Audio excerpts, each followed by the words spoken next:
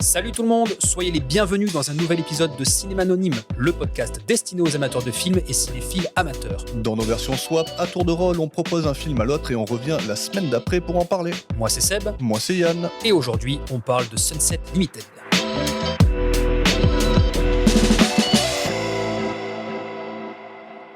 Bon, et aujourd'hui, comme on a un train à prendre, je te propose qu'on skip l'intro complètement, vu que ça fait déjà 3 heures qu'on parle hors micro, Ok. et je te propose de nous balancer la fiche technique directe. Direct. Tung, tung, tung. Tchou-tchou.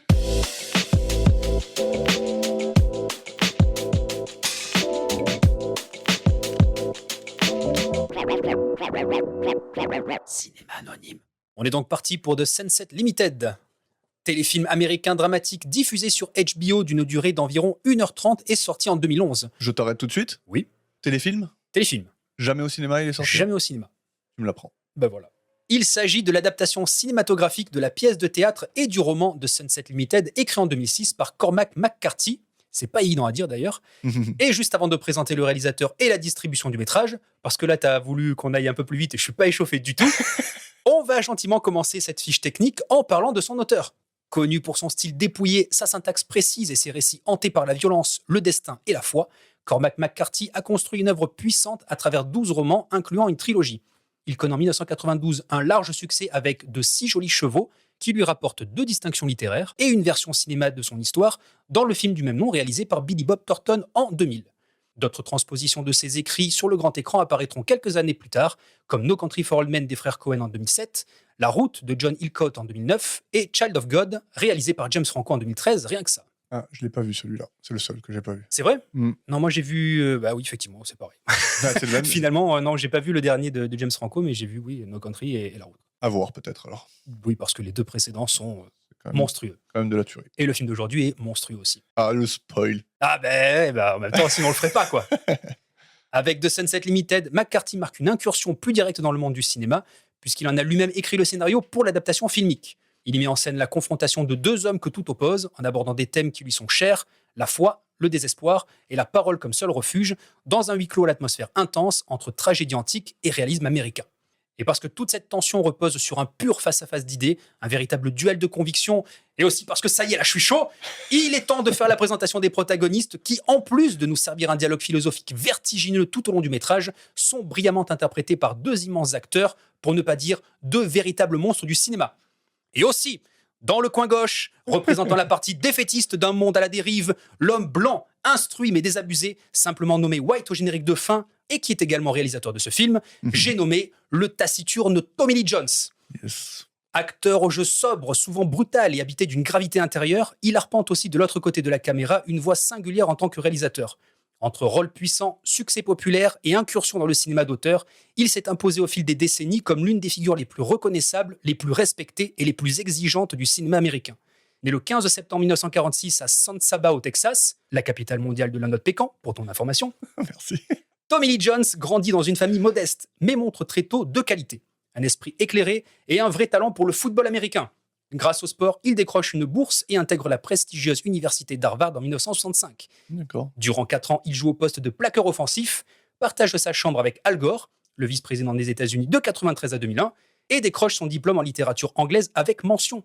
En 1969, à l'âge de 23 ans, le type a un avenir brillant qui s'ouvre devant lui, et pourtant, 10 jours plus tard, il plaque tout et s'envole en direction de New York.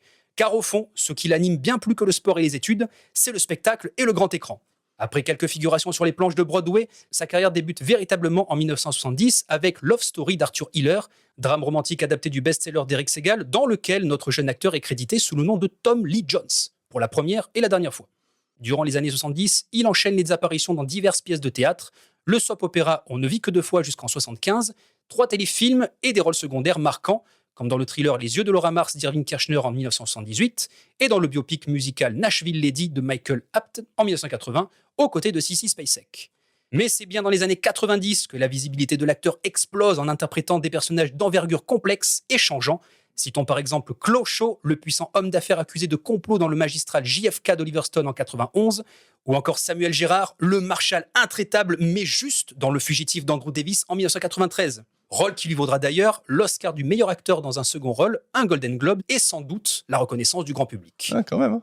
L'année suivante, en 1994, il enchaîne les prestations à tour de bras. D'abord en procureur ambitieux dans Le Client de Joel Schumacher, puis en poseur de bombes dans Blown Away de Stephen Hawkins. Il devient directeur de prison exubérant dans Le Furieux tueur né d'Oliver Stone, une fois de plus, campe un officier de recherche nucléaire dans le romantique Blue Sky de Tony Richardson, et, pour ton plus grand plaisir Yannick, il incarne aussi Ty Cobb, légende incontestée du baseball américain, joueur emblématique des Tigers de Détroit de 1905 à 1926, et première personnalité à avoir été introduit au temple de la renommée du baseball en 1936. Ça, c'est pour te montrer que j'ai bossé un peu mon sujet, Bravo. dans le biopic éponyme de Ron Shelton. Pour revenir à notre bon Mr. Jones, on le retrouvera aussi dans des blockbusters plus fun, voire carrément over the top, comme Men in Black de Barry Sonnenfeld en 1997, sous les traits de l'agent K, personnage au charisme impassible, oscillant avec justesse entre sérieux et second degré, un rôle qu'il assure de nouveau dans la suite Men in Black 2 et Men in Black 3 en 2002 et 2012, aux côtés d'un autre acteur qui claque, ce bon vieux Will Smith, bien évidemment, que Ça l'on faisait longtemps. n'avait plus croisé effectivement depuis un bon moment. Mm. Ceux qui nous suivent savent de quoi je parle. On passe rapidement sur une prestation moins mémorable, à savoir celle de double face dans le pas génial Batman Forever de Joel Schumacher encore, Que en j'adore. 1995. Sérieux, mec, Moi, je l'aime. juste parce qu'il y a Jim Carrey. Non, parce que je l'ai vu quand j'étais petit. C'était peut-être le premier Batman que j'ai vu. Ok. Alors ça y a peut-être fait. Mais Jim Carrey il fait aussi, mais Ouais. je sais pas, je l'aime bien ce film. Et j'aime bien Val Kilmer en Batman. Après, il est pas charismatique pour un sou dedans, mais, Pas en chauve-souris, non. j'aime bien son bas de ganache. Tu vois. Ouais, parce que c'est la mâchoire Ouais, il a- oui, de feu Val Kilmer. Quoi. Ouais. Et Nicole Kidman aussi, hein, c'est ça. C'est vrai, il y a ouais. Nicole Kidman, tout à fait. Moi, je ne vais pas dire que j'adore ce film. Ouais. Il y a un petit truc un peu sympa, mais ouais, effectivement. D'ailleurs, il paraît que Tommy Lee Jones et Jim Carrey se détestaient. Il se détestait sur le plateau, effectivement. C'est le premier truc qu'il a dit à Jim Carrey quand il l'a rencontré. Il a dit « Toi, je t'aime pas Ouais. ». Parce que Jim Carrey faisait trop le con sur les plateaux, quoi. Jim Carrey, apparemment, c'était un peu le roi du plateau, quoi. Fallait vraiment que ce soit lui le premier rôle. Exact. Mais bon, en même temps, il a le droit. Il a C'est le Jim droit. Carrey, quoi. Eh ouais. Il va d'ailleurs recevoir dans très peu de temps un César d'honneur pour l'ensemble de sa carrière. Eh ben, il mérite bien plus que ça. Il mérite un Oscar d'honneur. Rôle moins nuancé que je place avec beaucoup de tendresse néanmoins entre le grotesque et le néant absolu. Mais bon, comme on dit, ça paye les impôts et c'est déjà pas mal. Ceci dit, s'il y a bien une performance qui me fracasse à tous les niveaux, dans un film tellement abusé et improbable qu'il en côtoie presque le divin, comment ne pas citer celle de William Stranix, le grand rival de Casey Ryback dans l'actionneur nanardesquement sublime Piège en haute mer, le seul et l'unique. Parce que là, entre la dégaine improbable de Tommy Lee Jones, genre Axel Rose du pauvre, les sautes d'humeur poussive et le combat final au couteau, on touche les étoiles, mec. L'un des meilleurs Steven Seagal qui n'ait jamais existé, à voir absolument, ou pas, ça dépend, mais de préférence entre potes, avec un gros pack de bière à côté de soi. Oui, là, je suis d'accord avec toi. Quand il est bien, ce film. Stranix, mec. Ah, le film, non. C'est pas qu'il est pas bien, le film, Ouais. mais il y a un peu du grand n'importe quoi. Ouais. Entre la Playmate au milieu des Marines, entre les méchants qui ont des plans très méchants pour vendre les armes nucléaires à je sais plus qui d'ailleurs, le cuisinier qui arrive à sauver le monde avec 2 doigts. Putain, j'ai l'impression que tu l'as vu hier, le film. Non, mais par contre, j'ai revu la scène du combat final Ouais. parce que je m'en rappelais plus et de souvenir, le combat au couteau, Ouais. c'était quelque chose de magique. Et effectivement, déjà, il y a des moulinets dans le vent à n'en plus finir, c'est n'importe quoi. T'entends des clic, clic, clic, clic, clic, alors qu'ils font juste que tourner les bras en l'air. Mais c'est surtout la fin, il y a quand même Steven Seagal qui bloque un coup de Tommy Lee Jones avec le bras et il lui chope le couteau entre les dents. Et après, paf, il lui plante le couteau dans la tête et c'est terminé, quoi. Ouais. C'est une fin pathétique. Mais ouais, c'était les années 90 et Ouais. ça s'amusait bien, quoi. Franchement, c'est les deux Seagal que je kiffe, moi. Piège en haute mer et Piège à grande vitesse. Ah putain. Avec toutes ces répliques, là. Des phrases du genre « Comment ? Casey Ryback est dans ce train ? On est sauvés !» L'état-major qui a plus rien à faire, qui va manger McDo. Allez, c'est bon, les gars. On le laisse gérer la sauce. Faut pas regarder les décolletés. Ah, ce que moi, je fais. Je Oh, fais une bombe. Ouais. Réplique à la con, quoi. Et en plus, je vais t'avouer un petit truc. Oui. D'accord, vu qu'on est que entre nous.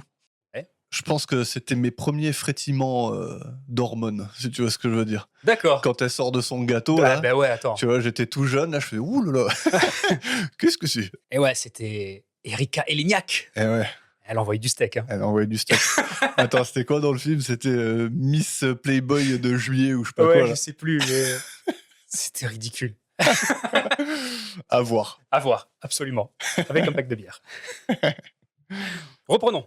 Dans les années 2000, il s'emploie à des profils plus graves et identitaires, à l'image du shérif Ed Tom Bell, témoin d'un monde en perdition dans le chef-d'œuvre No Country for Old Men des frères Cohen en 2007, le vétéran militaire Hank Deerfield en quête de vérité sur la disparition de son fils dans le drame psychologique Dans la vallée des Lats de Paul Hoggins en 2007, ou encore le politicien abolitionniste Thaddeus Stevens dans Lincoln de Steven Spielberg en 2012.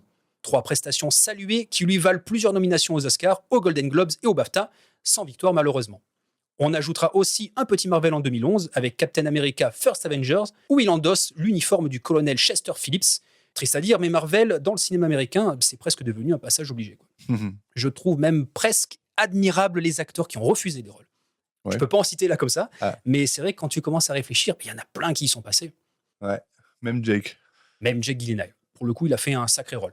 Ouais, il en a choisi un bon, moi.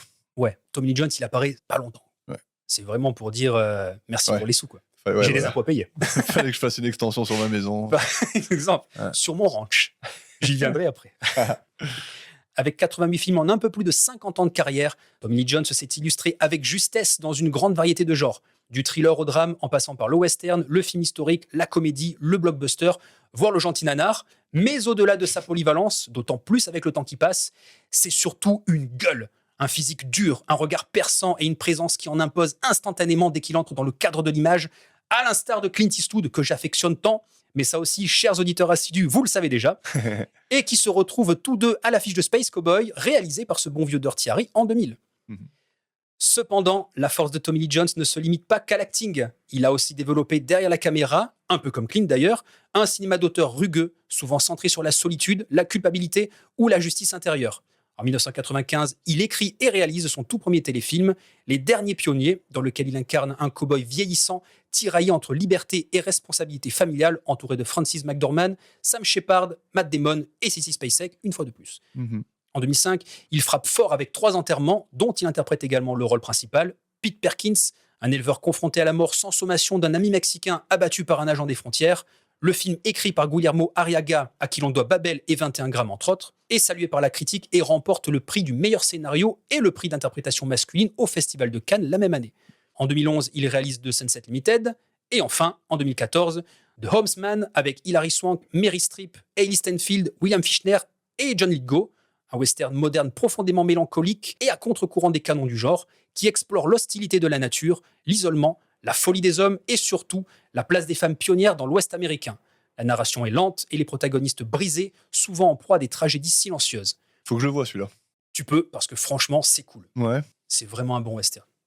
Et le fait que Tommy Lee Jones porte systématiquement la double casquette d'acteur-réalisateur au sein de ses propres films lui permet de façonner des personnages entiers, souvent en marge et confrontés à des enjeux moraux importants, afin d'appuyer son propos au plus juste dans des œuvres personnelles fortes et impactantes, même lorsqu'il compose un simple professeur de mathématiques, clin d'œil, clin d'œil. Finalement, le cinéma de Tommy Lee Jones est une affaire de vérité brute, de silence évocateur et d'individus en lutte avec leur propre humanité. Devant comme derrière la caméra, il explore une Amérique imparfaite, marquée par la violence, l'oubli, l'abandon et l'éternelle rédemption. Son regard de cinéaste austère et sans fioriture ne cherche pas à embellir le réel, mais à en révéler toute la complexité avec une lucidité presque implacable.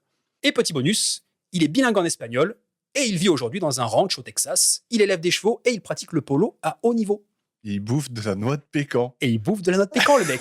Et il boit aussi beaucoup de café, car il est l'égérie de la marque japonaise Boss, qui est un café en conserve depuis 2006. D'accord. Et effectivement, la première fois que je suis allé au Japon, c'était à cette époque-là, et on en voyait partout dans le métro japonais. Ok. Et ça fait plus de 15 ans. Donc, il fait le protagoniste de ces pubs de café. Alors, en plus, il fait le rôle d'un alien, parce qu'il est toujours dans des métiers différents, et c'est toujours lui, quoi. Puis, il a cette gueule, et sur la canette Boss, le logo, c'est une espèce de tête de mec de profil avec des moustaches. Il ressemble un peu à Tommy Lee Jones, quoi. Ouais. Pendant 15 ans, il a fait ça. Je ne sais pas s'il en a fait d'autres depuis. Mais voilà, c'était l'égérie de cette pub pendant des années. Elles Bon. sont accessibles toutes sur YouTube et tu le vois, il est impassible, il boit du café et ça dure pas longtemps. Mais voilà, au milieu des Japonais, c'est top, quoi. Entre lui et Georges Clooney. Mais tous, ils sont passés sur les pubs japonaises. Schwarzy, il a fait des pubs japonaises. Brad Pitt a fait des pubs au Japon. Tous, quoi. Même Jean Reno, pendant des années, il en a fait aussi des pubs. Très bien. J'ai une question à te poser. Vas-y. Quel est ton film préféré de Tommy Lee Jones? Celui qui me vient tout de suite, c'est Le Fugitif. Ouais, je te dirais pareil. Mais No Country for Old Men aussi, Ouais, carrément. quand même assez brillant, quoi. Je suis assez d'accord avec toi sur Le Fugitif parce qu'il y a une scène, je sais pas, quand je pense à lui, Le tunnel? Ouais, le tunnel. Mm. Quand justement, t'as Harrison Ford qui lui dit « I didn't kill my wife ». Et l'autre, il fait « I I don't don't care care. ». C'est magnifique. Ouais, franchement, il est vraiment très bon dans ce film quand même. Ouais. C'est vraiment un gentil flic en plus. Enfin, il fait très bien son boulot, quoi. Ah, mais carrément. Surtout, ce qui est top, c'est la rivalité qu'il y a entre tous les deux pendant tout le film. Mm. Et quand à la fin, il lui fait « Tenez, docteur », qui lui enlève les menottes en lui donnant un paquet de cacahuètes. Vraiment. C'est magnifique. Mm. Rôle d'ailleurs qu'il reprendra un peu plus tard dans US Marshal, US Marshall. avec exact. Wesley, Tout à fait. Beaucoup moins bon celui-là. qui est beaucoup moins bon, effectivement. Mais le personnage est toujours aussi fort. Ouais. Et comment il s'appelle le personnage principal dans Fugitif? Sans anti-sèche, je sais plus, je crois que c'est... Donne-moi une petite seconde. Parce qu'à chaque fois, je le confonds justement avec Schwarzy dans Un flic à la maternelle. Ah. Les noms se ressemblent. C'est Kimball, Richard Kimball. Exactement. Voilà, je confonds parce que celui d'Un flic à la maternelle, c'est... Du coup, là, je regarde l'anti-sèche. Je l'ai pas, malheureusement. C'est l'inspecteur John Kimball. John Kimball. Donc c'est pour ça, à chaque fois, je confonds les deux. Après, ça c'est le premier film qui me vient, Le Fugitif. Mais quand même, mon préféré, c'est Sunset Limited. Ah, il a un rôle de fou dedans. Mais c'est pas forcément pour son rôle, c'est juste que Pour le film lui-même. ouais, le film. Ah, putain. On va y venir. Parce que, avant tout, il faut présenter le deuxième. Allons-y, j'imagine que c'est encore plus long que C'est plus ou moins de la même longueur. du même acabit. Exactement. Allez. Donc, dans le coin opposé, digne défenseur de l'espoir, l'homme noir au passé difficile, ancien taulard mais porteur d'un message optimiste et lumineux, crédité Black à la fin du métrage, le fantastique Samuel L. Jackson. Né le 21 décembre 1948, soit 2 ans, 3 mois et 6 jours après Tommy Lee Jones, à Washington DC, mais élevé à Chattanooga dans le Tennessee, Samuel L. Jackson est sans doute l'un des visages les plus iconiques du cinéma mondial. Toi, tu passes le Tennessee comme ça sans me dire la spécialité du pays. Absolument pas. Que ce soit dans les polars, les films d'auteur, les superproductions, les comédies, voire même les films d'animation, il impose à coup sûr une présence unique et mémorable là où il passe. Voix grave, sourire légendaire, diction percutante et démarche inimitable que je place personnellement au summum du cool, on pourrait presque le reconnaître sans même le voir. Mais ce que beaucoup ignorent, c'est qu'avant d'être acteur, Samuel L. Jackson était dès son plus jeune âge un homme engagé. Pendant ses études à Morehouse College à Atlanta, il s'implique dans l'activisme pour le respect des droits civiques, participe à de nombreuses manifestations, milite pour une meilleure représentation des Afro-Américains dans les instances éducatives et ira même jusqu'à retenir pendant 29 heures des membres du conseil d'administration de son université pour protester contre les inégalités raciales et le manque d'implication de la direction de l'école auprès des étudiants noirs. Conséquence de ces actes, les étudiants ont obtenu les changements réclamés, ça c'est le point positif, mais Samuel sera accusé d'emprisonnement illégal avec une suspension de 2 ans hors de l'établissement et des menaces de mort. Et ouais, la séquestration, malheureusement, c'est pas un moyen de négociation. On va dire qu'il y a peut-être plus intelligent, mais pour frapper fort, tu peux peut-être passer par là. Quoi qu'il en soit, le FBI a tapé à la porte de sa famille pour le dire il est en danger de mort, il vaut mieux qu'il se barre d'Atlanta. Et pendant un moment, il a été persona non grata dans le coin. On va dire une fin d'adolescence un peu particulière. C'est pour ça qu'ils ont foutu des serpents dans son avion. Si on y reviendra un peu plus tard. Ce n'est qu'après cette pause qu'il reviendra sur les bancs de Morehouse, changera de voix et obtiendra son diplôme d'art dramatique en 1972.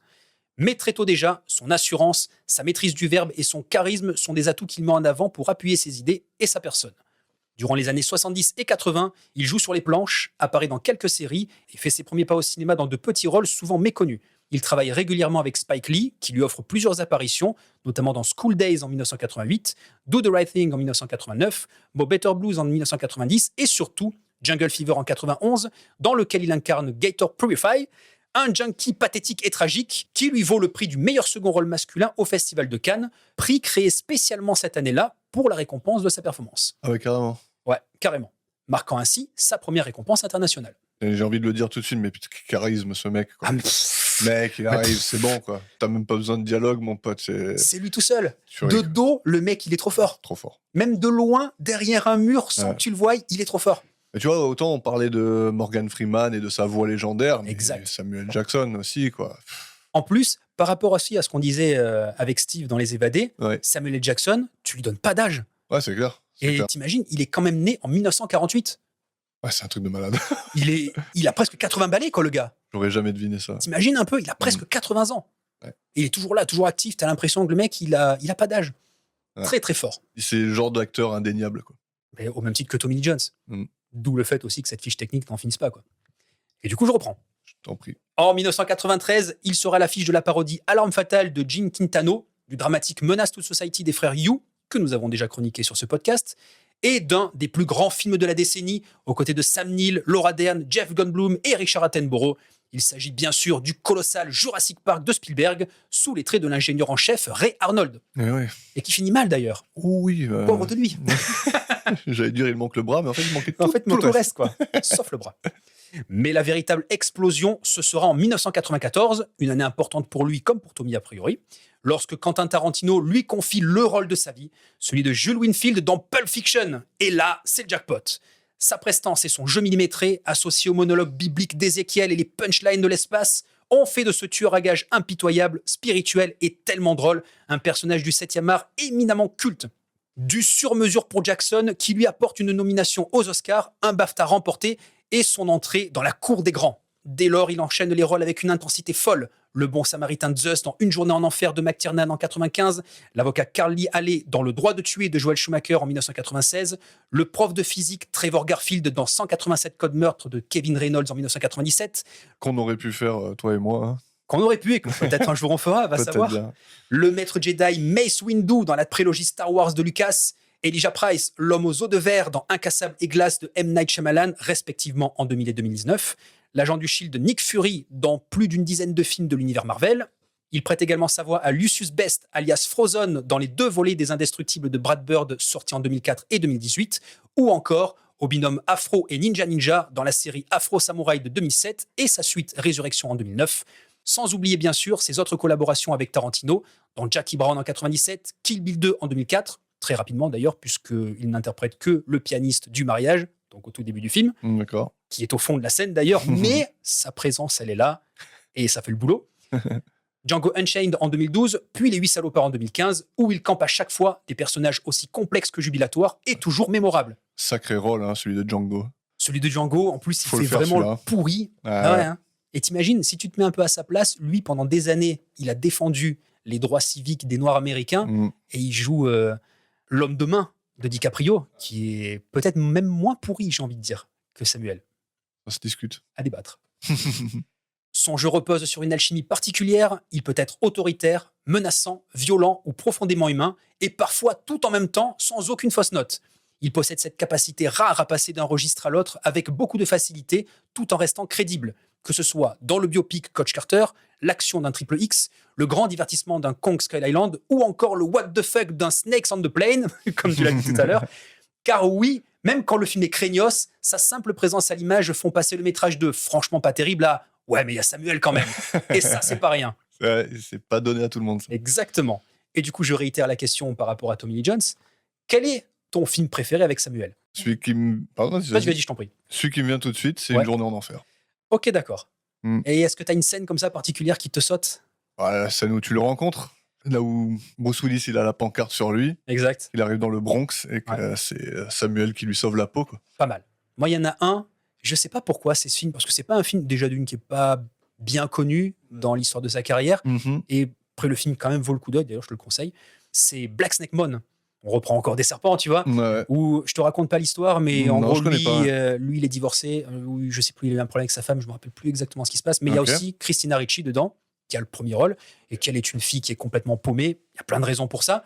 Et en fait, elle va se retrouver chez lui, et il y a une scène où elle est apeurée parce qu'il pleut dehors et lui, il joue à la gratte électrique un blues. Il chante pendant la scène.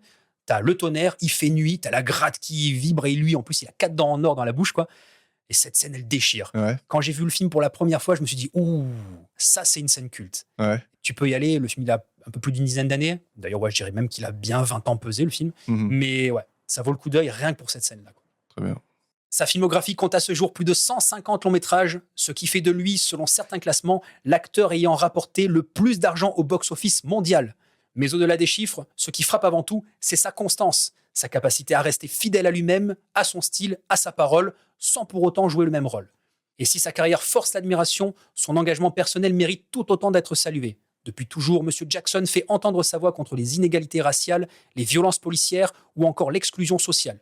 Il soutient plusieurs associations humanitaires, notamment Artists for a New South Africa, une ONG qui lutte contre le sida, favorise l'action à l'éducation et milite pour les droits civiques en Afrique du Sud et aux États-Unis.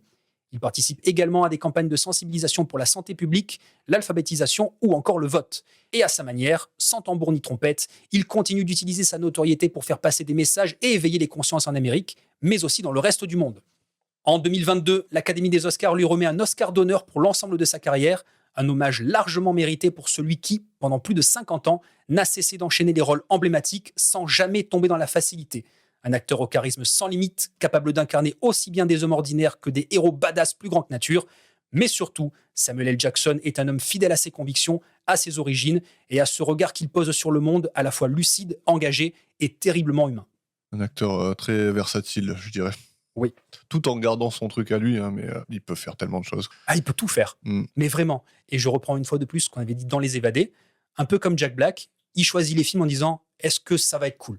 Snakes on a Plane, je pense que c'était juste pour dire « Vas-y mec, on va se taper un gros kiff et on s'en fout du reste. » quoi. Après, quand tu as cette notoriété, ouais, il a une espèce de cool attitude où ça passe. Ouais. Ça passe, quoi. Il peut pas vraiment faire des choix horribles, en fait, ce mec-là. Non, et puis même si le film il est pas top, juste sa présence, c'est bon, quoi. T'as raison. Hein. Il y a un petit cachet, ça le propulse un peu plus haut, tu vois, le film. Ouais, carrément. Et c'est rare, hein, les acteurs comme ça, quoi. Bah, t'en as qui sont assez particuliers d'acteurs. Moi, je sais que quand il y a un film avec un acteur un peu de la même trempe, je sais déjà qu'il va y avoir une plus-value. Tu mettrais qui dans cette catégorie-là? Clint Eastwood, par exemple. Bon, maintenant, il est fatigué, il en fait plus beaucoup des films, mais voilà, à chaque fois qu'il apparaît, il y a un petit quelque chose. Ouais. Jack Gyllenhaal, pareil. Lui, pour le coup, c'est un mec qui choisit ses films. Quand tu regardes un film avec cet acteur-là, il y a quelque chose à tirer. Ouais. Pareil pour Viggo Mortensen, tu vois, c'est des mecs qui apportent. Ouais. Ils apportent quelque chose au film, peu importe le script, quoi. Exactement. Et pour le reste du staff, parce que bon, on va pas les oublier, non. Mais ça va aller très vite, rassurez-vous. À la photographie, Paul Elliott. Au montage, Larry Madaras et Roberto Silvi. Au décor, Meredith Boswell et Wendy Ozols-Barnes. Pour ces 3 catégories, j'énumère pas parce que j'ai rien trouvé sur ces personnes-là, malheureusement. Okay. Mais à la musique, lui, on le connaît un peu plus. C'est Marco Beltrami, qui a œuvré sur 106 films depuis 1994. Belle coïncidence ici aussi. La liste est bien longue, mais on peut citer la saga des Screens de Wes Craven, puisque c'est avec ses compositions sur le premier opus que sa carrière s'est vraiment lancée. 3h10 pour Yuma, le remake de James Mangold qui lui vaudra une nomination aux Oscars. Et bien sûr, 3 enterrements et 2 Homesman de Tommy Lee Jones. D'accord. Et pour le budget, eh ben c'est pareil, je n'ai trouvé aucune information puisque, a priori, ça n'a pas été délivré. Il y a le salaire de Samuel L. Jackson, quoi. Alors, je suis tombé sur un chiffre de $200 000. Je ne sais pas si c'est vrai ou pas. Je préfère rien dire. Ça me semble léger, quand même. 200 000 ouais. Ça dépend s'il a appelé pour lui dire « Hey Sam, tu veux pas qu'on se tape un kiff tous les deux ?» Surtout que je crois qu'ils sont très potes. Ils ont quasiment le même âge. Ils ont une carrière de malade tous les deux. J'ai vu quelques images du making-of. Tu vois que c'est 2 mecs qui s'entendent très bien, quoi. Ouais. Tu fais un film où t'as que eux, l'un en face de l'autre, il vaut mieux que tu t'entendes bien. Et après, peut-être, justement, s'ils sont très potes et qu'il a appelé, peut-être même qu'il a fait gratos, tu sais pas, ou peut-être qu'il a fait pour pas grand-chose. Payer le déplacement, j'en ai aucune idée. Il y a plein d'acteurs qui ont fait des films gratos. Hein. Donc notre premier huis clos, deuxième peut-être, si on compte cohérence. Si on compte cohérence, c'est le deuxième huis clos. Et si on compte Moon?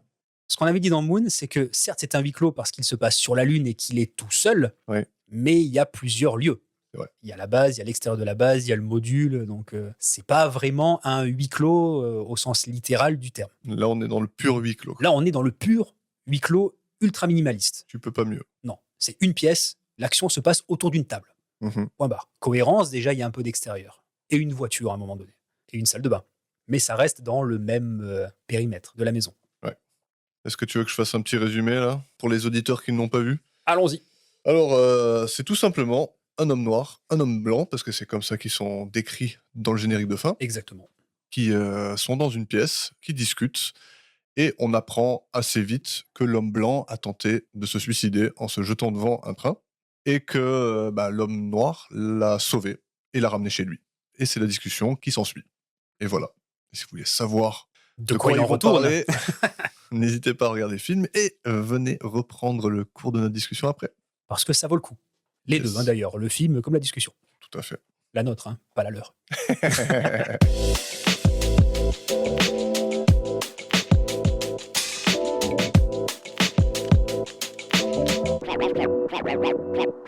Cinéma anonyme. Seb. Yannick. D'habitude, c'est celui qui propose le film à l'autre qui pose la première question, mais je vais te la poser. Vas-y. Est-ce que tu penses que tout arrive pour une raison? Là, c'est un sujet de philo, là. Ouais. 4 heures pour écrire. Ouais, mais là, t'as 20 secondes pour répondre. Pour moi, c'est non. Je suis pas du tout dans ce truc-là, justement. Catégoriquement non. Non. Pour ma personne, en tout cas, ma réponse personnelle, c'est non. Jamais, il n'y a pas des fois, des moments où tu dois te le dire pour que tu te sentes mieux ou quelque chose comme ça? De quoi? Que c'est négatif ou que c'est positif? Peu importe. Non, pas du tout. Il n'y Pour a pas eu moi, des moments dans ta vie où tu t'es retrouvé devant, pas un drame, mais quelque chose d'assez négatif et que tu Mhm. t'es dit, c'est à cause de ça. ouais, ou plutôt, si c'est arrivé, c'est qu'il doit y avoir une raison et que peut-être c'est pour m'amener quelque part de meilleur. Non, je suis pas du tout dans cet esprit. Hmm. Sauf si, effectivement, il y a eu une action au préalable que j'ai menée, Ouais. volontairement ou pas, qui a créé une conséquence. Cause-conséquence, ça oui. Mais fatalité, quelque chose qui doit arriver parce que ça devait arriver pour X raisons, non, pas du tout. Pour moi, c'est le fruit du hasard ou la coïncidence, mais il n'y a pas de raison particulière. En tout cas, dans ma vie, là, en réfléchissant très rapidement, non, j'ai jamais été confronté à ce cas de figure. Pas de destin alors. Pas de destin. Le seul destin qui existe, c'est celui que tu vas créer. Donc, cause-conséquence. Qu'est-ce que tu penses des gens qui ont loupé un avion qui s'est écrasé? Je vais être vulgaire, grosse chatte, quoi. Ouais, Ouais, coïncidence. ouais, que du cul, quoi. Et tant mieux pour eux. Au même titre que dans ce cas-là, tu te dis, t'imagines, lui, il a été dedans, peut-être qu'il voulait pas à la base et il s'est craché. Hmm. Putain, tu viens de parler d'un sujet que j'aime pas, tu vois. J'aime pas l'avion. Tu le sais en plus que j'aime pas ça. Mais tu vois, Ça me plaît pas si l'avion. l'avion, tu vois, il s'écrase, mais tu vois, qu'il explose, Ouais, tu sais qu'à chaque fois que je dois prendre l'avion, pendant une semaine avant, je dors pas et je suis pas bien. Je suis c'est pas une tranquille. épreuve. Ouais, c'est une épreuve complexe. Pourquoi? J'aime pas ça. Je suis pas rassuré dans un avion. À tout moment? Jamais, en fait. Pour moi, tu vois, une espèce de machine de métal de plusieurs tonnes qui vole, c'est pas normal. C'est pas normal. Il y a déjà un problème. Et en plus, t'es pas aux commandes, donc tu maîtrises absolument rien. Mais rien, que ce soit au niveau des intempéries, au niveau de l'homme, au niveau de la machine, au niveau de rien, tu contrôles pas, quoi. Déjà qu'il y a tellement de paramètres qu'on contrôle pas dans nos vies quotidiennes. Ouais. Puis en plus, je sais pas, je suis pas à l'aise dans un espèce de tube confiné, pressurisé, en l'air. Non. Tu sais que moi, l'avion, ça me fascine. Quand je Mhm. suis dans un avion, je suis tellement émerveillé par la technologie qui est devant moi. Ouais. Je suis comme un gamin. J'ai l'impression d'avoir 10 ans dans un avion. Je regarde le décollage de près, je regarde tout ce qui se passe dans l'avion. Quand je suis en l'air, je me dis, t'imagines que je suis dans un tube cylindrique en métal à 4000 mètres d'altitude. Mhm. Bah, plus que ça même. Ouais, plus que ça, ouais. Je me dis, c'est complètement dingue, quoi, d'en arriver là, quoi. J'avais cette sensation quand j'étais plus jeune. Hmm. En fait, il y a eu un déclic à un moment donné qui a fait que j'ai pas été bien. J'ai vraiment pris une turbulence de fou à un décollage un soir. Ouais. C'est justement le premier voyage au Japon que j'ai fait. Sur le retour, on est passé par Amsterdam. Et au décollage d'Amsterdam, il faisait nuit, il y avait énormément de vent, il pleuvait dehors. Et on s'est pris une sacrée turbulence où j'ai pas été bien. Ah, ça m'a secoué. Et je crois que c'est depuis ce jour-là, en fait, où j'ai pas été bien. C'est le moment que je me souviens vraiment en me disant, là, ça craint. Ouais. Là, c'est chaud. T'as vu ta vie défiler devant toi? Non, pas du tout, mais en plus, c'est con, mais j'ai appris par la suite qu'il y avait des étapes. Tu sais, en général, tu entends le bling, il faut accrocher ta ceinture et tu as le commandant de bord qui te dit mesdames et messieurs, veuillez Ouais. attacher votre ceinture, on va rencontrer des turbulences. Ça, c'est le niveau 1. Et déjà, là, je fouette. Il y a le niveau 2, c'est cabine crew, asseyez-vous aussi. Là, ça veut dire que les hôtesses de l'air et les stewards, asseyez-vous parce que ça va secouer sec. Mhm. Et le troisième, je l'ai jamais connu. Je touche du bois, vous voyez pas, mais là, je touche tout, hein, tout ce qui est autour de moi. Le troisième stade, c'est cabine crew, vous allez au port de sécurité. Et j'espère ne jamais rencontrer ce truc-là.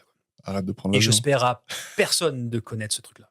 Ouais, arrête de prendre l'avion, je le prends pas souvent. Je le prends mais quand je dois le prendre, parce que c'est le moyen le plus rapide pour aller d'un point A à un point B, bah, t'as pas trop le choix, quoi. Et le train, tu kiffes? Le train, je kiffe par contre. Ouais. Ouais, le train, c'est vraiment bien. Ça fait vraiment longtemps que j'ai pas pris le train, tiens. Ah, je l'ai pris la semaine dernière. Personne s'est jeté devant les rails? Non. Alors ça va. Et j'ai pas trouvé non plus Tommy Lee Jones. J'aurais bien voulu lui serrer la main. Bon, parlons de Tommy Lee Jones et Samuel L. Jackson. Alors. Allons-y. Alors, tu veux démarrer comment?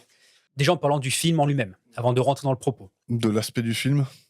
Si on met de côté l'aspect ultra minimaliste, parce qu'il n'y a vraiment pas grand-chose, hein, c'est une pièce ultra fonctionnelle, c'est-à-dire qu'il n'y a pas de superflu. Il y a un frigo, il y a un évier, il y a une cuisinière, une table, un canapé, 2 chaises. Et en plus, tout ça, c'est expliqué. Exactement. Le côté très précaire déjà du personnage de Samuel L. Jackson, Ouais. donc de Monsieur Black, on va dire. Qui arrive chez lui, des fois, il y a des junkies sur le canapé. Exact. C'est pour ça qu'il a 6 serrures à sa porte. Ouais. Et effectivement, c'est pour cette raison d'ailleurs qu'il n'a rien d'autre, parce que, comme il dit une fois, ils ont même trouvé des mecs en train d'embarquer son frigo, quoi. Ouais. Il a plus de télé, il a plus de musique. Ça lui manque. Et ça lui manque énormément, Mm. la musique. Et surtout, on apprend que c'est un ancien prisonnier, donc il a vécu de cette manière, sans rien. Ouais. Donc ça va aussi dans le prolongement du mec. Et même par rapport à son discours à lui, il n'a pas besoin de tout ça. Lui, il est animé par une conviction forte, celle que Dieu existe, et que justement, il y a des choses dans la vie qui nous arrivent pour de bonnes raisons. C'est marrant parce que j'ai pas fait le rapprochement jusque-là qu'il vit comme s'il était en prison. Je vais pas dire comme s'il était en prison, mais c'est le prolongement de son être. En fait, il y avait un avant la prison et il y a eu un après. Ouais, où il s'est rendu compte qu'en fait, il avait besoin de rien d'autre que sa foi, en fait. Exactement. Qu'en fait, la prison, ça a été pour lui un nouveau départ. Ouais. Ce qu'il avait avant, son passé, d'ailleurs, il en parle très très peu de son passé, et il le dit. Pourquoi il n'en parle pas? Parce qu'il était une autre personne et qu'il n'a pas envie d'exposer ça. Hmm. Mais que voilà, tout ça, c'est mis de côté. Mais c'est marrant parce que tu peux aussi interpréter ça différemment et te dire que c'est de l'institutionnalisation aussi, Peut-être. comme dans Les Évadés. Oui, sauf que là, dans Les Évadés, c'était eux qui subissaient la restriction par rapport aux autorités. Ouais. Là, c'est lui, quelque part, qui se l'inflige. C'est pas qu'il se l'inflige, mais en tout cas, il accepte le fait de ne rien avoir, que le strict nécessaire, Oui, et la cause de cette acceptation, c'est la foi, quoi. en grande partie. Ouais. Et pour revenir justement sur le film en lui-même, Mhm. c'est la prestation que les deux mecs te balancent pendant 1 heure et demie. C'est du non-stop. Du moment où tu as la porte qui s'ouvre et que tu vois les deux gars entrer, ils se mettent à parler et jusqu'à la fin, ils parlent. Ça ne s'arrête pas. Les idées, elles sont incroyablement développées. Des arguments, des contre-arguments dans l'autre sens. C'est justifié, c'est appuyé par chacun des protagonistes. Ils sont dans le vrai quelque part tous les deux, chacun à leur manière, en essayant quelque part de défendre leurs idées et d'essayer de convaincre le deuxième. C'est une partie d'échec en plus, le truc. Alors, je voulais pas en arriver maintenant à ce sujet-là, mais l'image de la partie d'échec, elle est justifiée dans le film. Oui. Déjà, tu as la personne blanche contre la personne noire, justifiée par le crédit à la fin white et black, les idées qui sont très différentes et opposées. Surtout que c'est le joueur blanc qui commence, donc c'est lui qui a fait le premier pas dans le film. Effectivement, c'est vrai, ça je l'avais pas vu, mais tu as raison. Et en plus, aux échecs, c'est souvent les blancs qui gagnent à la fin. Ah ok, d'accord, là tu vois, tu me l'apprends. C'est un truc que j'ignorais. Mais surtout, et je reviens justement à ce sujet que je voulais aborder plus tard, c'est l'affiche du film. Ouais. L'affiche, c'est à ce jour, et depuis que je l'ai vue pour la première fois, celle qui est la plus évocatrice par rapport aux propos du film, par rapport à ce qui se passe, en fait par rapport à tout. Alors on va essayer de la décrire rapidos, allez la voir sur le net parce que vraiment ça déchire, quoi. C'est divisé en deux dans le sens vertical. À gauche c'est du noir, à droite c'est du blanc. Dans le côté gauche, il y a Tommy Lee Jones en contrebas, et dans le côté blanc, un peu plus haut, il y a Samuel L. Jackson. Les deux se font pas face à face, justement, ils se tournent le dos. Ouais. Et ça raconte tout. Magnifique, quoi. Et en plus, ce qui est assez fou, c'est que Samuel L. Jackson, il est presque plus blanc que Tommy Lee Jones. Tommy Lee Jones, il est plus dans l'ombre, du coup, il est plus sombre. Il y a tout, dans cette affiche, il y a tout. Et puis en plus, graphiquement, qu'est-ce qu'elle déchire, quoi. Ouais. Très belle affiche. Donc oui, c'est une partie d'échec. Placer ses pions, placer ses arguments, essayer de gagner la partie, quoi. Et ouais, mais c'est marrant parce que c'est le blanc qui est sombre et c'est le noir qui est le plus lumineux, quoi. Ouais. Puis en plus, tu pouvais pas mieux choisir comme acteur. Tu vois, ils sont vieillissants tous les deux, et t'en as un qui est vraiment marqué. Tommy Lee Jones, il est ultra ridé, il a cette gueule extrêmement dure. Forcément, tu pouvais pas le faire lumineux. Samuel L. Jackson, quand il sourit, il y a tout. Ouais. Il y a vraiment de l'espoir en lui quand il parle, alors que c'est lui, finalement, qui a eu la vie la plus complexe, qui a eu la vie la plus dure, qui pourrait être le premier à dire fuck the world, quoi. Et au final, non. C'est celui qui va prendre par la main tout le monde et qui va dire, mec, allez, viens par là, tu verras, finalement, c'est pas si mal, quoi. Ouais. Mais j'ai souvent entendu que les gens qui ont la vie la plus facile, c'est ceux qui se triturent le plus parce qu'ils ont le temps de le faire. Alors que quand la vie, elle te met des claques à longueur de temps, toi, tout ce que tu fais, c'est essayer de résoudre les problèmes qui sont devant toi. Qu'est-ce que je vais manger le soir même? Comment je vais m'en sortir physiquement? Toutes ces choses-là. Et t'as pas le temps de philosopher, de commencer à te demander si les choses sont justes, si le monde tourne bien. La philosophie, c'est quelque chose pour les gens aisés, en vrai. Je dirais aussi que plus tu connais des trucs durs, plus tu arrives à relativiser finalement. Et donc, embrasser peut-être les moments plus agréables, à te dire, ouais, il n'y a peut-être pas besoin de plus, ça déjà c'est cool. Peut-être que c'est ça aussi la vie. Mais ça rentre totalement en plus dans son discours, parce que lui, il dit qu'est-ce que le bonheur si tu n'as pas la souffrance? Et justement, plus les gens ont souffert, plus ils comprennent la valeur des petites choses qui rendent heureux. Alors que si tu ne connais pas ces choses-là, ben, tu ne sais pas valoriser les moments qui sont plus sympas. Exactement. Juste pour détailler un peu plus par rapport à ce que tu viens de dire, Tommy Lee Jones dans le film, c'est un professeur de maths qui apparemment enseigne dans une grande université, si je me souviens bien, alors que Samuel, dans le film, c'est un manutentionnaire. Il a un bleu de travail, alors il y a marqué industrie, je sais pas quoi, sur la poitrine. Il se rendait au boulot d'ailleurs, c'est pour cette raison qu'il est passé par le métro, quoi. Donc ouais, c'est un travailleur un peu plus galère, quoi. Ouais, et qui pourtant compte pas mal. Et qui compte vachement bien. Il compte super vite d'ailleurs, Ah, c'est voilà. celle là-dessus. Hein. Ouais. Ça aussi, c'est bien dans le film. Il y a des moments plus légers où tu vois vraiment que les acteurs, ils se sont éclatés. Mm. Tu le vois, même si le message il est dur, quand je dis dur dans le sens sombre du terme, il y a des moments qui sont très imagés dans le discours, où vraiment tu suis une histoire avec à chaque fois une espèce de chute un peu fun. Ouais. Le passage, par exemple, des alcooliques, c'est fun, Mhm. même si la morale, elle est un peu dure. Voilà, je répète les mots. Ce qui se passe en prison, c'est pareil, c'est pas fun, mais il image tellement, t'as l'impression de regarder un film dans un film. En plus, vraiment, quoi. Ouais. T'as Jules Winfield à ce moment-là devant toi, quoi. Ouais. Quand il prend la barre et qu'il je tape sur sa tête et je tape encore. C'est tous des petits passages dans le film qui te sortent du contexte de la foi et ça marche trop bien. Mais t'as vu, dans la cinématographie, t'as l'impression que c'est très chapitré, qu'ils disent une dernière phrase et après la scène elle retombe et tout d'un coup on revient au chapitre d'après, quoi. Exact. Oui, je vois ce que tu veux dire. C'est un choix particulier, je trouve. Ça casse un peu la conversation. Oui. Enfin, je dis pas que c'est forcément négatif, mais c'est comme si chaque chapitre essaye de t'apprendre quelque chose de différent. Je dirais surtout que c'est des moments de respiration. D'ailleurs, souvent, il y a la musique à ce moment-là qui apparaît. J'ai en tête le tout premier cut, on va dire. C'est justement Samuel qui pose plein de questions à Tommy Lee Jones. Et Tommy Lee Jones, à un moment donné, il lui fait bon, et si on parle un peu de vous? Ouais. Et là, il y a un changement de plan caméra. Ouais. Il y a la musique qui part. Et pendant, je sais pas, 5 secondes, il parle pas. Et après, ça reprend. Et on part sur un axe différent. On sort du moment grave. Et on revient sur un truc un peu plus léger. C'est là qu'il va commencer à parler de lui et de son histoire en prison. Mais oui, je te l'accorde, du coup, le film est chapitré. Parce qu'ils commencent leur conversation en parlant de pourquoi il a choisi ce jour-là en particulier. Et t'apprends que c'est son anniversaire. Exactement. Mais il dit ça aurait pu être un autre jour. C'était pareil, quoi. Il s'en fout. Mm. Pendant toute cette première partie, il y a des pistes, mais on ne sait pas véritablement ce qui s'est passé. Non. C'est ça aussi qui est bien. On n'a pas vraiment d'informations, elles sont délivrées au fur et à mesure du dialogue. En fait, tout est fait pour que tu te concentres vraiment sur les mots plus que l'image en elle-même. Ouais. Le minimalisme de l'image, au bout d'un moment, tu as vite compris ce qui se passe dans la scène, il n'y a pas grand-chose, donc à part la table, 2 chaises et eux qui bougent autour de la table, il n'y a rien sur lequel tu peux t'accrocher. Et en plus de ça, oui, quand ils rentrent dans l'appartement, tu vois qu'il y a un truc qui cloche entre les deux. Tu vois que c'est pas des potes, Ouais. tu vois que c'est pas des mecs qui se connaissent depuis longtemps, et qu'il y a quelque chose qui les relie, on sait pas quoi, on sait pas pourquoi encore, et le fait d'écouter la conversation, tu vas dire « Ah ouais, d'accord, lui, il a voulu se foutre en l'air, et lui, il a sauvé la peau. » Ouais. Ça t'est délivré un peu plus tard dans le film. Ça te permet justement à toi de te concentrer. Pas juste d'avoir l'info dès le début et te dire, bon, bah, alors le film, ça va être ça. Non, t'es curieux de dire, mais ils veulent en venir où les mecs là? Et même quand tu sais ce qui s'est passé, tu le sais pas vraiment. Ça t'est délivré vraiment au fur et à mesure du film. Ouais. Quand il te dit justement, pourquoi vous êtes passé à cette heure-ci dans le métro, moi j'ai tendu les bras, vous êtes tombé dedans, vous faisiez quoi là-dessous? Et lui, il répond à ça, mais je vous ai même pas vu. J'ai même fait attention à ce qu'il y ait personne. Et presque, quand il dit ça, t'as l'impression qu'il est en train de dire vous avez été envoyé par quelqu'un. C'est un ange gardien. Un ange gardien, exactement.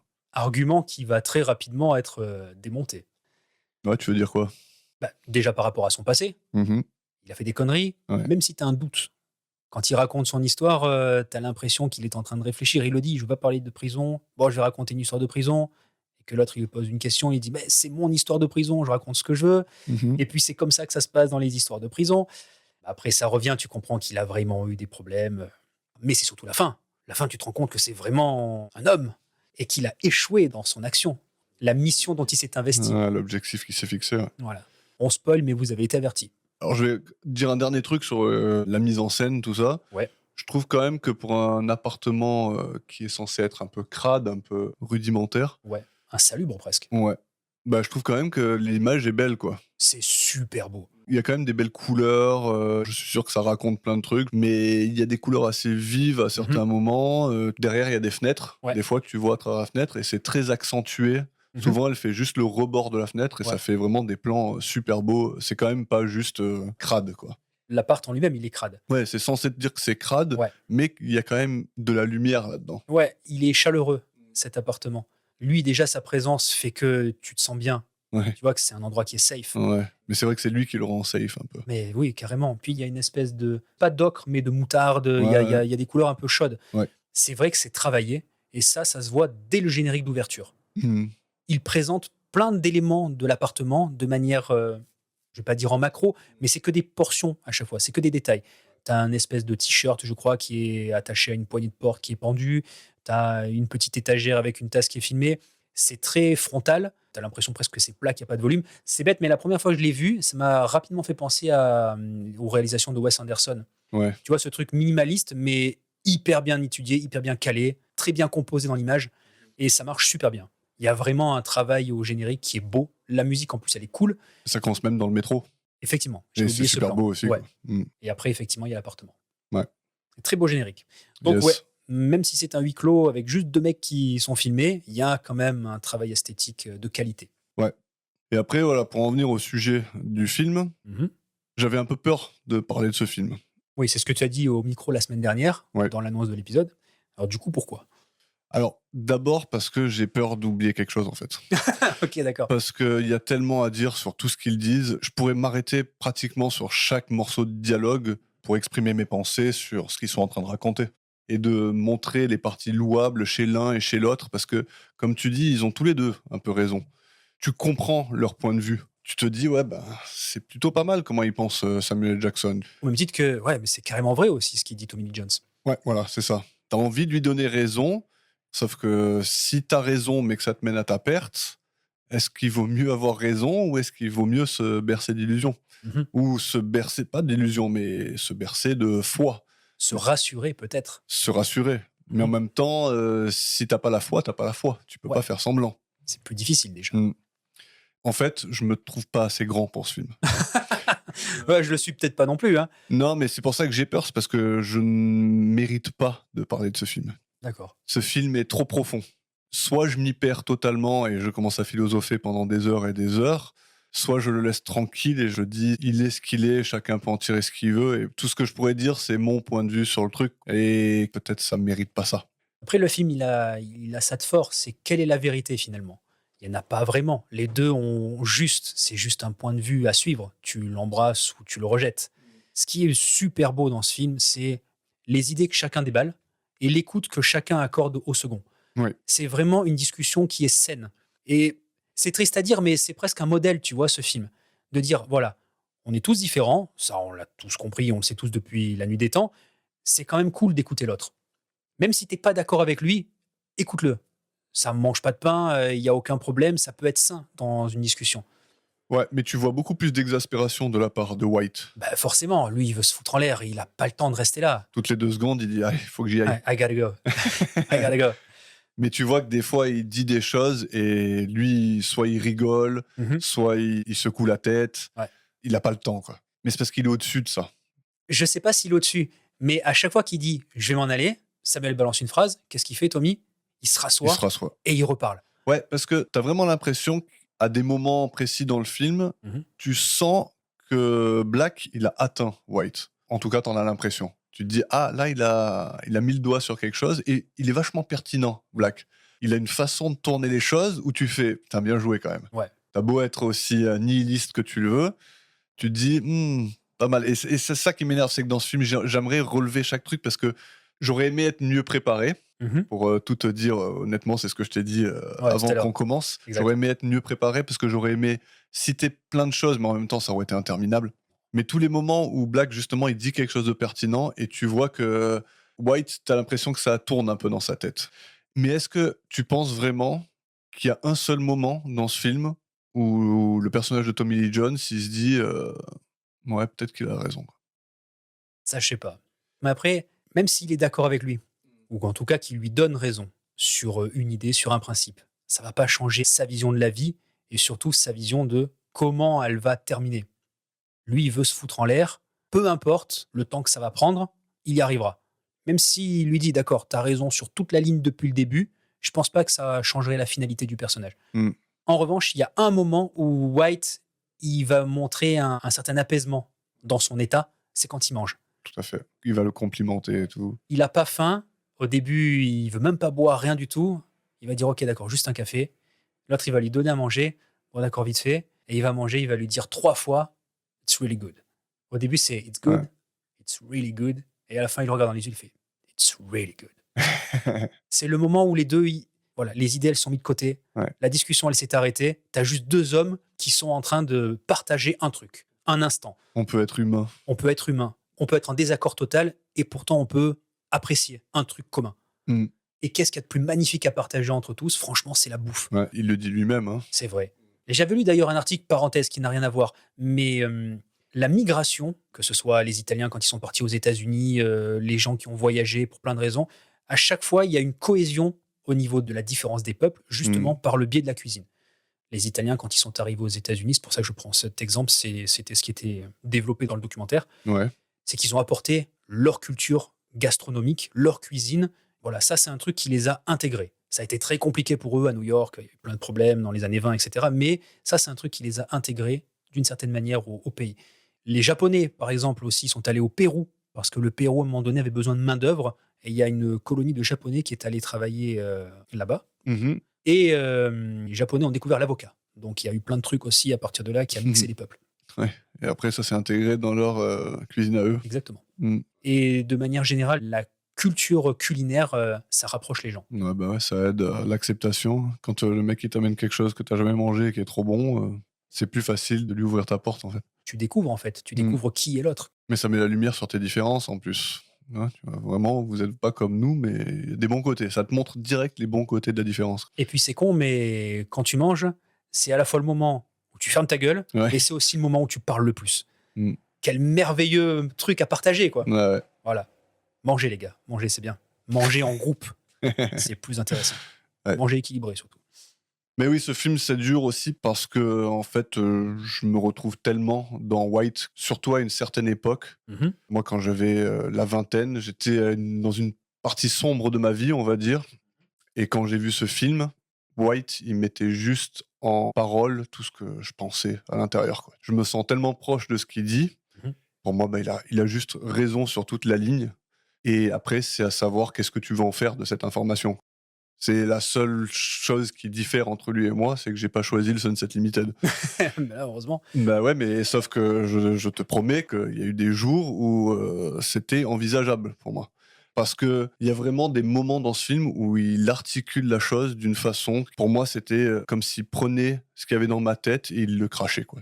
Il y a un moment où il exprime l'idée que tout ce qu'il voit autour de lui, c'est juste des formes aléatoires qui n'ont pas de substance. Tu sais, quand il dit un monde, un homme, en fait, tout ça, pour lui, ça se confond. Et c'est juste de la matière et de la substance qui fait semblant d'avoir de l'importance, qui fait semblant d'avoir un but pour exister, pour, en toute fatalité, mourir. Et que tout ce que tu fais, c'est être témoin des choses qui meurent tout le temps. Et que tout ça, en face de toi, ça devient du rien. Et moi, il y a vraiment une période dans ma vie où je voyais ça comme ça. C'est-à-dire, je voyais les gens parler et je voyais toute la futilité de tout ce qui était dit. Il m'arrivait de regarder les gens en train de me parler et de voir juste les formes, tu vois, rendre les choses géométriques presque. Mhm. C'est des entités aléatoires qui sont posées à un certain endroit, qui disent certaines choses comme si ça avait quelque importance qu'elles soient. Et en fait, nous, on doit continuer à vivre et à faire semblant qu'il y a quelque chose de plus. Alors aujourd'hui, je vis plus comme ça, heureusement. Mhm. Mais la vérité, c'est ça, quoi.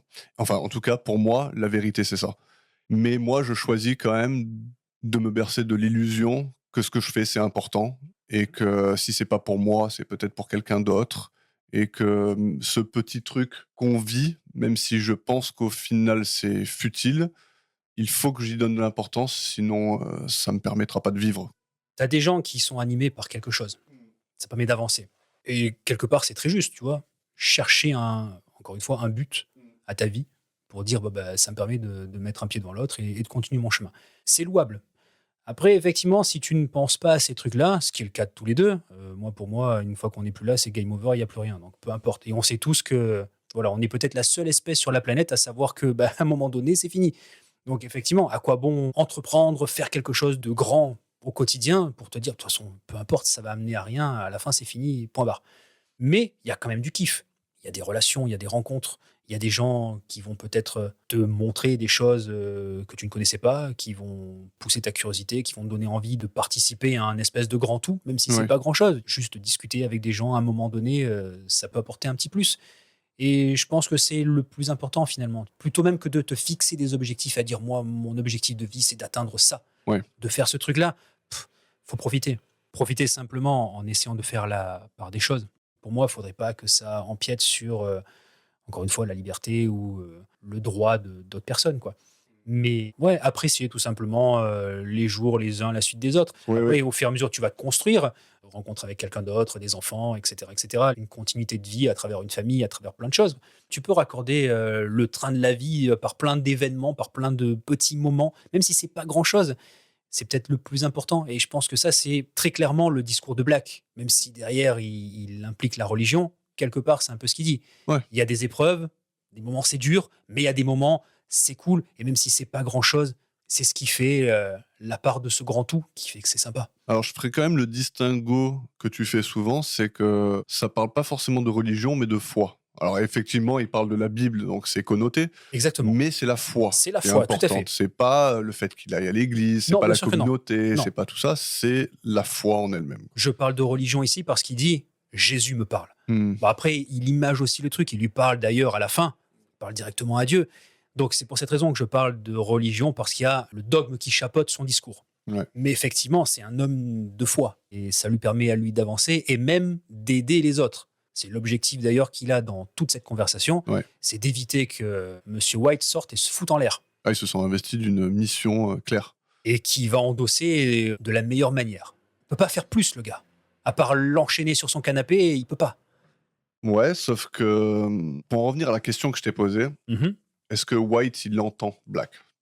Moi, mon avis personnel, Ouais. c'est qu'il n'y a pas un moment où il est touché par ce que Black lui dit. Moi, je pense qu'il lui donne raison à certains moments, ça oui.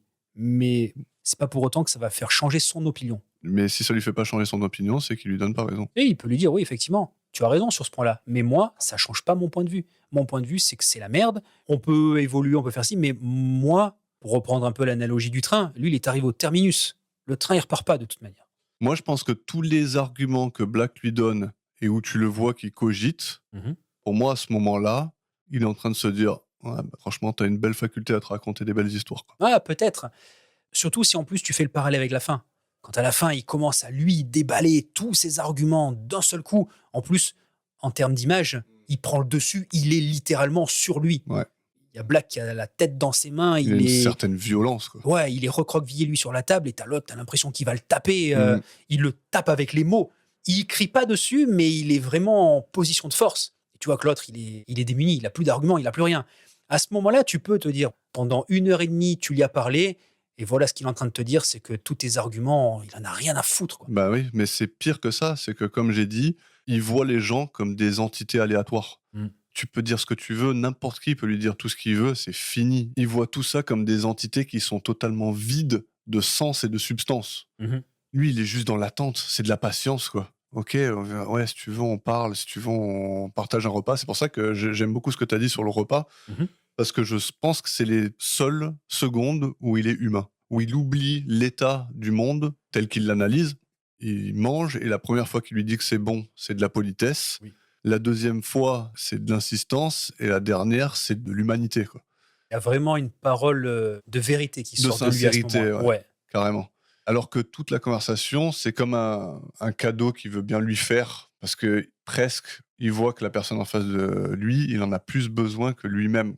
Ah non, je dirais pas ça. Lui, il voit qu'il y a une mission. Il est investi d'une mission. Ça, oui. Et alors, il lui accorde comme s'il lui envoyait une bouée sur l'eau. Moi, je suis pas d'accord avec ça. Non? Non, justement, à ce moment-là, tu l'as dit, c'est le seul moment où vraiment il est humain. Je pense qu'il est vraiment en accord avec ce qu'il est en train de dire à ce moment-là. Quand Ah il oui, dit... mais je suis d'accord avec toi sur ça. Mais pardon, moi, c'est- je parle du reste de la conversation, de tout le reste de la conversation. D'accord. Même tous les moments où tu vois qu'il hoche la tête ou que tu vois qu'il cogite et tout, pour moi, il n'y a rien qui se passe. Il n'y a rien qui se passe. Il est plus capable de communiquer à ce niveau-là. Quand tu entends son discours de fin, il n'y a rien qui pouvait le toucher. Comme tu as dit, il est allé au bout de ce qu'il pouvait faire, Black. Mais rien, il n'y avait rien. Il n'y avait aucun espoir de changer quoi que ce soit. Non, les deux ne bougent pas d'un iota leur position. Pas vraiment, parce que Black, à la fin, il y a eu l'absence de Dieu sur le coup. Ouais, mais comme il dit, je continuerai, Ah ouais. même si tu me parles pas. Mais ça renforce encore pour moi l'argument de White, qui dit, mais en fait,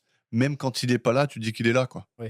Mais il est pas là, mais tu dis qu'il est là. Tu vas continuer à te raconter cette histoire, parce que sans ça, en fait, tu te retrouves en prison, tu tapes des gens, tu es Exactement. violent. En fait, tu es prêt à y aller corps et âme dans quelque chose qui ne tient pas l'analyse Mhm. pour que tu puisses faire le prochain pas. Et ça le Ouais. dégoûte. Blanc, ça le dégoûte en vrai. Quelque je part, pense. c'est ce qu'il lui dit à la fin. Il dit, tu es comme ça, sinon tu serais comme moi. Ouais, c'est ça. Ouais. Parce que lui, il dit, moi, c'est pas comme ça que je vois le monde. C'est le monde, il est comme ça. Mhm. Malheureusement, hein, malheureusement, je suis d'accord avec lui, quoi. Et moi, ma vie aujourd'hui, même si je vis plus dans la dépression, parce que c'est un mélange de vérité et de tu trouves rien d'autre. Mhm. C'est qu'en fait, il a pas d'amis. C'est difficile de dire ce qui est la cause et la conséquence dans tout ça. Parce que est-ce que le fait qu'il a pas d'amis, tout ça, est-ce que c'est la conséquence du fait qu'il voit le monde d'une certaine façon, ou est-ce que c'est son manque d'attachement humain qui fait qu'il voit le monde de cette façon-là? Il y a peut-être un peu des deux, mais c'est vrai que quand il parle à un moment donné d'un autre prof qui est Ouais. dans son bahut, Son meilleur ami. son meilleur ami, en fait, c'est ce que Black lui dit. Il dit Il- c'est votre meilleur ami. Il dit, non, c'est même pas vraiment un ami. Il dit oui, mais tu manges avec lui le midi, etc. C'est ton ami. Peut-être aussi que justement White, il se complaît dans cette idée qu'il est tout seul et qu'il a vraiment rien. Mm. Ça va peut-être l'aider justement à faire le pas final. Alors que ouais, la relation qu'il entretient, même si c'est pas une relation amicale pure avec ce gars-là, il y a quand même un attachement. C'est un collègue de boulot avec qui il partage beaucoup de choses. Alors c'est marrant, tu peux l'interpréter autrement, c'est que peut-être que Black, quand il dit ça, tu as envie de lui dire, putain, tu vois, écoute-le, tu vois, il a raison quelque part. Tu te dis, ouais, t'as pas d'amis, tout ça, mais en fait, t'as quand même pensé à quelqu'un à ce moment-là, t'as Exactement. pensé à ce mec-là, lui, il met le doigt dessus, quoi. Mais après, Black, il met des termes dessus, c'est-à-dire, il dit ton meilleur ami. Oui. Mais c'est pas son meilleur ami. Non, c'est pas son meilleur ami. L'autre, il embellit la chose. Exactement, il embellit. Encore une fois, il se raconte quelque chose Mhm. pour que l'autre il puisse se rattacher. Tu vois. Ouais. Mais sauf que White, il voit à travers le truc. C'est pas mon meilleur ami, c'est une connaissance. Tu dis pas meilleur ami parce qu'en fait, c'est la seule personne à qui tu parles dans le monde entier. Mhm. Ils ont chacun une propension à voir les choses à leur façon et à se complaire dedans. Ouais. Lui, il doit se bercer d'illusions, il doit mettre des termes plus grandioses sur ce qui apparaît dans la vie, parce que le mec, il a concrètement rien, il a un appart de merde, il est dans un quartier de merde, il a fait de la prison, il a une histoire qui a l'air abominable, Mhm. mais il a réussi à se raconter assez d'histoires pour pouvoir encore mettre un pas devant l'autre, quoi. Ça le maintient. Et quelque part, ça fait de lui un homme meilleur aussi. Mais meilleur, ça veut dire quoi? Meilleur dans un monde où rien n'a de sens, ça veut rien dire. C'est pour ça que, de sa perspective à lui, à White, il se passe absolument rien dans cette pièce. C'est juste deux êtres humains qui, pendant 1 heure et demie, vont converser. Et cette conversation, elle va mourir comme tout le reste. Et donc, elle n'a aucune utilité. Elle a juste un peu de temps. C'est tout, quoi. ça. Vous me dites que elle va terminer de la même manière qu'elle a commencé finalement. Mm. Il n'y a rien qui va changer et lui, il va quand même se foutre en l'air. Ouais. Elle est forte, cette fin, quand même. Hein. L'écroulement de Black. Mais déjà, l'acting pendant tout le film, il est extraordinaire. Ouais. Le phrasé de chacun, déjà l'écriture des textes est parfaite. Mm. Il y a vraiment un dialogue qui est travaillé, qui est construit, qui évolue, qui est ponctué de plein de moments plutôt drôles, plutôt calmes. Il y a vraiment plein de choses. Mhm. Et cette fin, il y a tout qui pète, quoi. Et en plus, c'est un truc, la première fois que j'ai regardé le film, je me suis dit, ouais, Black, il parle pendant tout le film et à la fin, il y a White qui intervient. Mais en Ouais. fait, ils ont quasiment un temps de parole équivalent. Ouais, c'est juste que Black est beaucoup plus actif dans son dialogue. Je dirais plus qu'il est démonstratif. Ouais, démonstratif, mais il y a vraiment un objectif dans tout ce qu'il dit. Oui, bien sûr. Alors que White, il est en mode défense Je dirais même que c'est un état de lassitude constant. constant, ouais. Il est vraiment, voilà, qu'en fait, Apathique. il s'en fout, exactement, apathique. Et lui, tout ce qu'il veut, c'est foutre le camp. Il reste un peu parce que derrière, il y a un mec qui le chauffe, donc lui, il va balancer ses arguments. Même s'il reste un peu derrière, l'argument fatal, c'est celui qui arrive à la fin. Et c'est pas un argument, c'est plein de trucs qui sortent et ça déferle dans tous les sens. Tu peux pas te protéger face à un truc pareil. Ça aussi, le poids des mots. Comment tu veux contrer ce qu'il te dit à la fin? Ouais. Tu peux pas argumenter ou contre-argumenter quelque chose par rapport à ça. Tu te le prends dans la gueule et qu'est-ce que tu veux que je te dise? Mm. Mais la mise en scène, aussi simple soit-elle, elle montre beaucoup de choses. La fin, encore une fois, la position du fort et du faible, Mhm. elle est magnifique. Ouais. Mais je crois que c'est la deuxième fois où Tommy Lee Jones se lève. À un moment donné, il va sur le canapé et il s'allonge.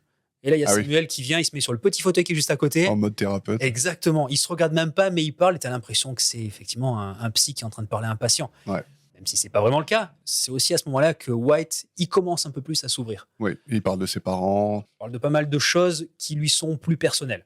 Ouais. Au final, qui vont rien dévoiler de plus. Et lui, il va rester campé sur sa position. Juste qu'il n'a pas d'attachement, quoi. Exactement.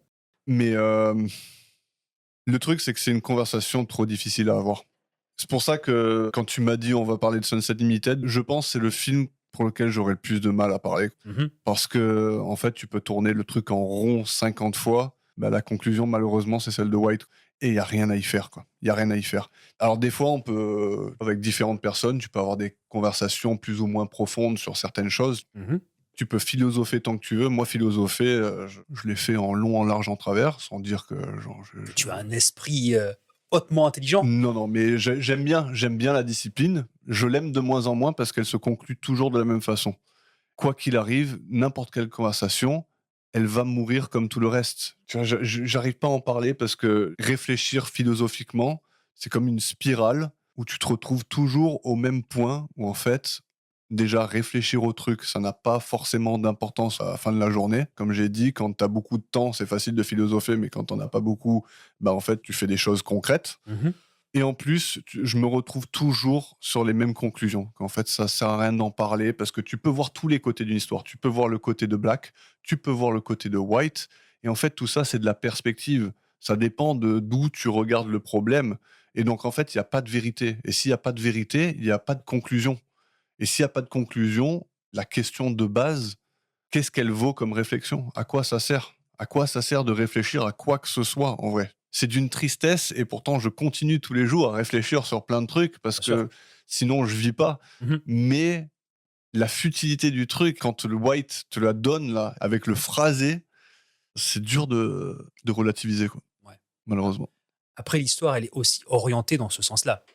Le monologue de fin qui débite White, Oui, c'est lui qui conclut c'est la l'histoire. conclusion. Quand il s'en va et que tu sais qu'il va se foutre sous un train, c'est la fin du film. Et quand tu vois Black qui parle à Dieu en lui disant t'as pas été là et j'ai rien pu faire, Ouais, dure épreuve, et qui se met à pleurer et que la caméra s'en va, il a perdu.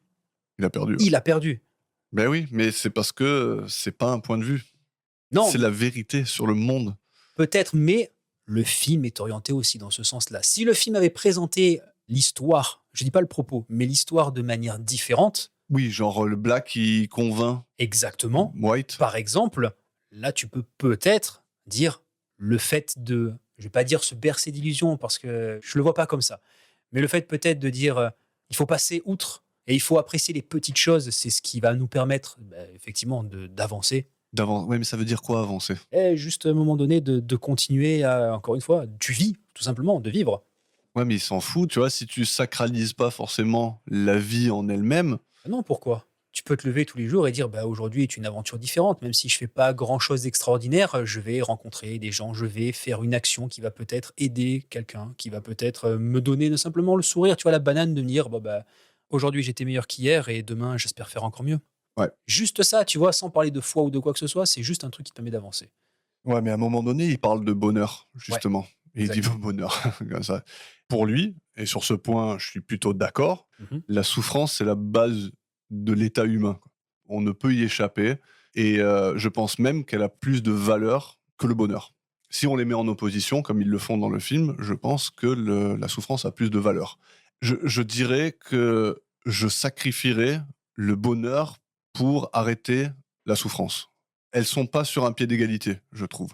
Mais tu vois, c'est pour ça que je te dis que c'est trop difficile d'en parler, parce que quand je te dis ça, Mhm.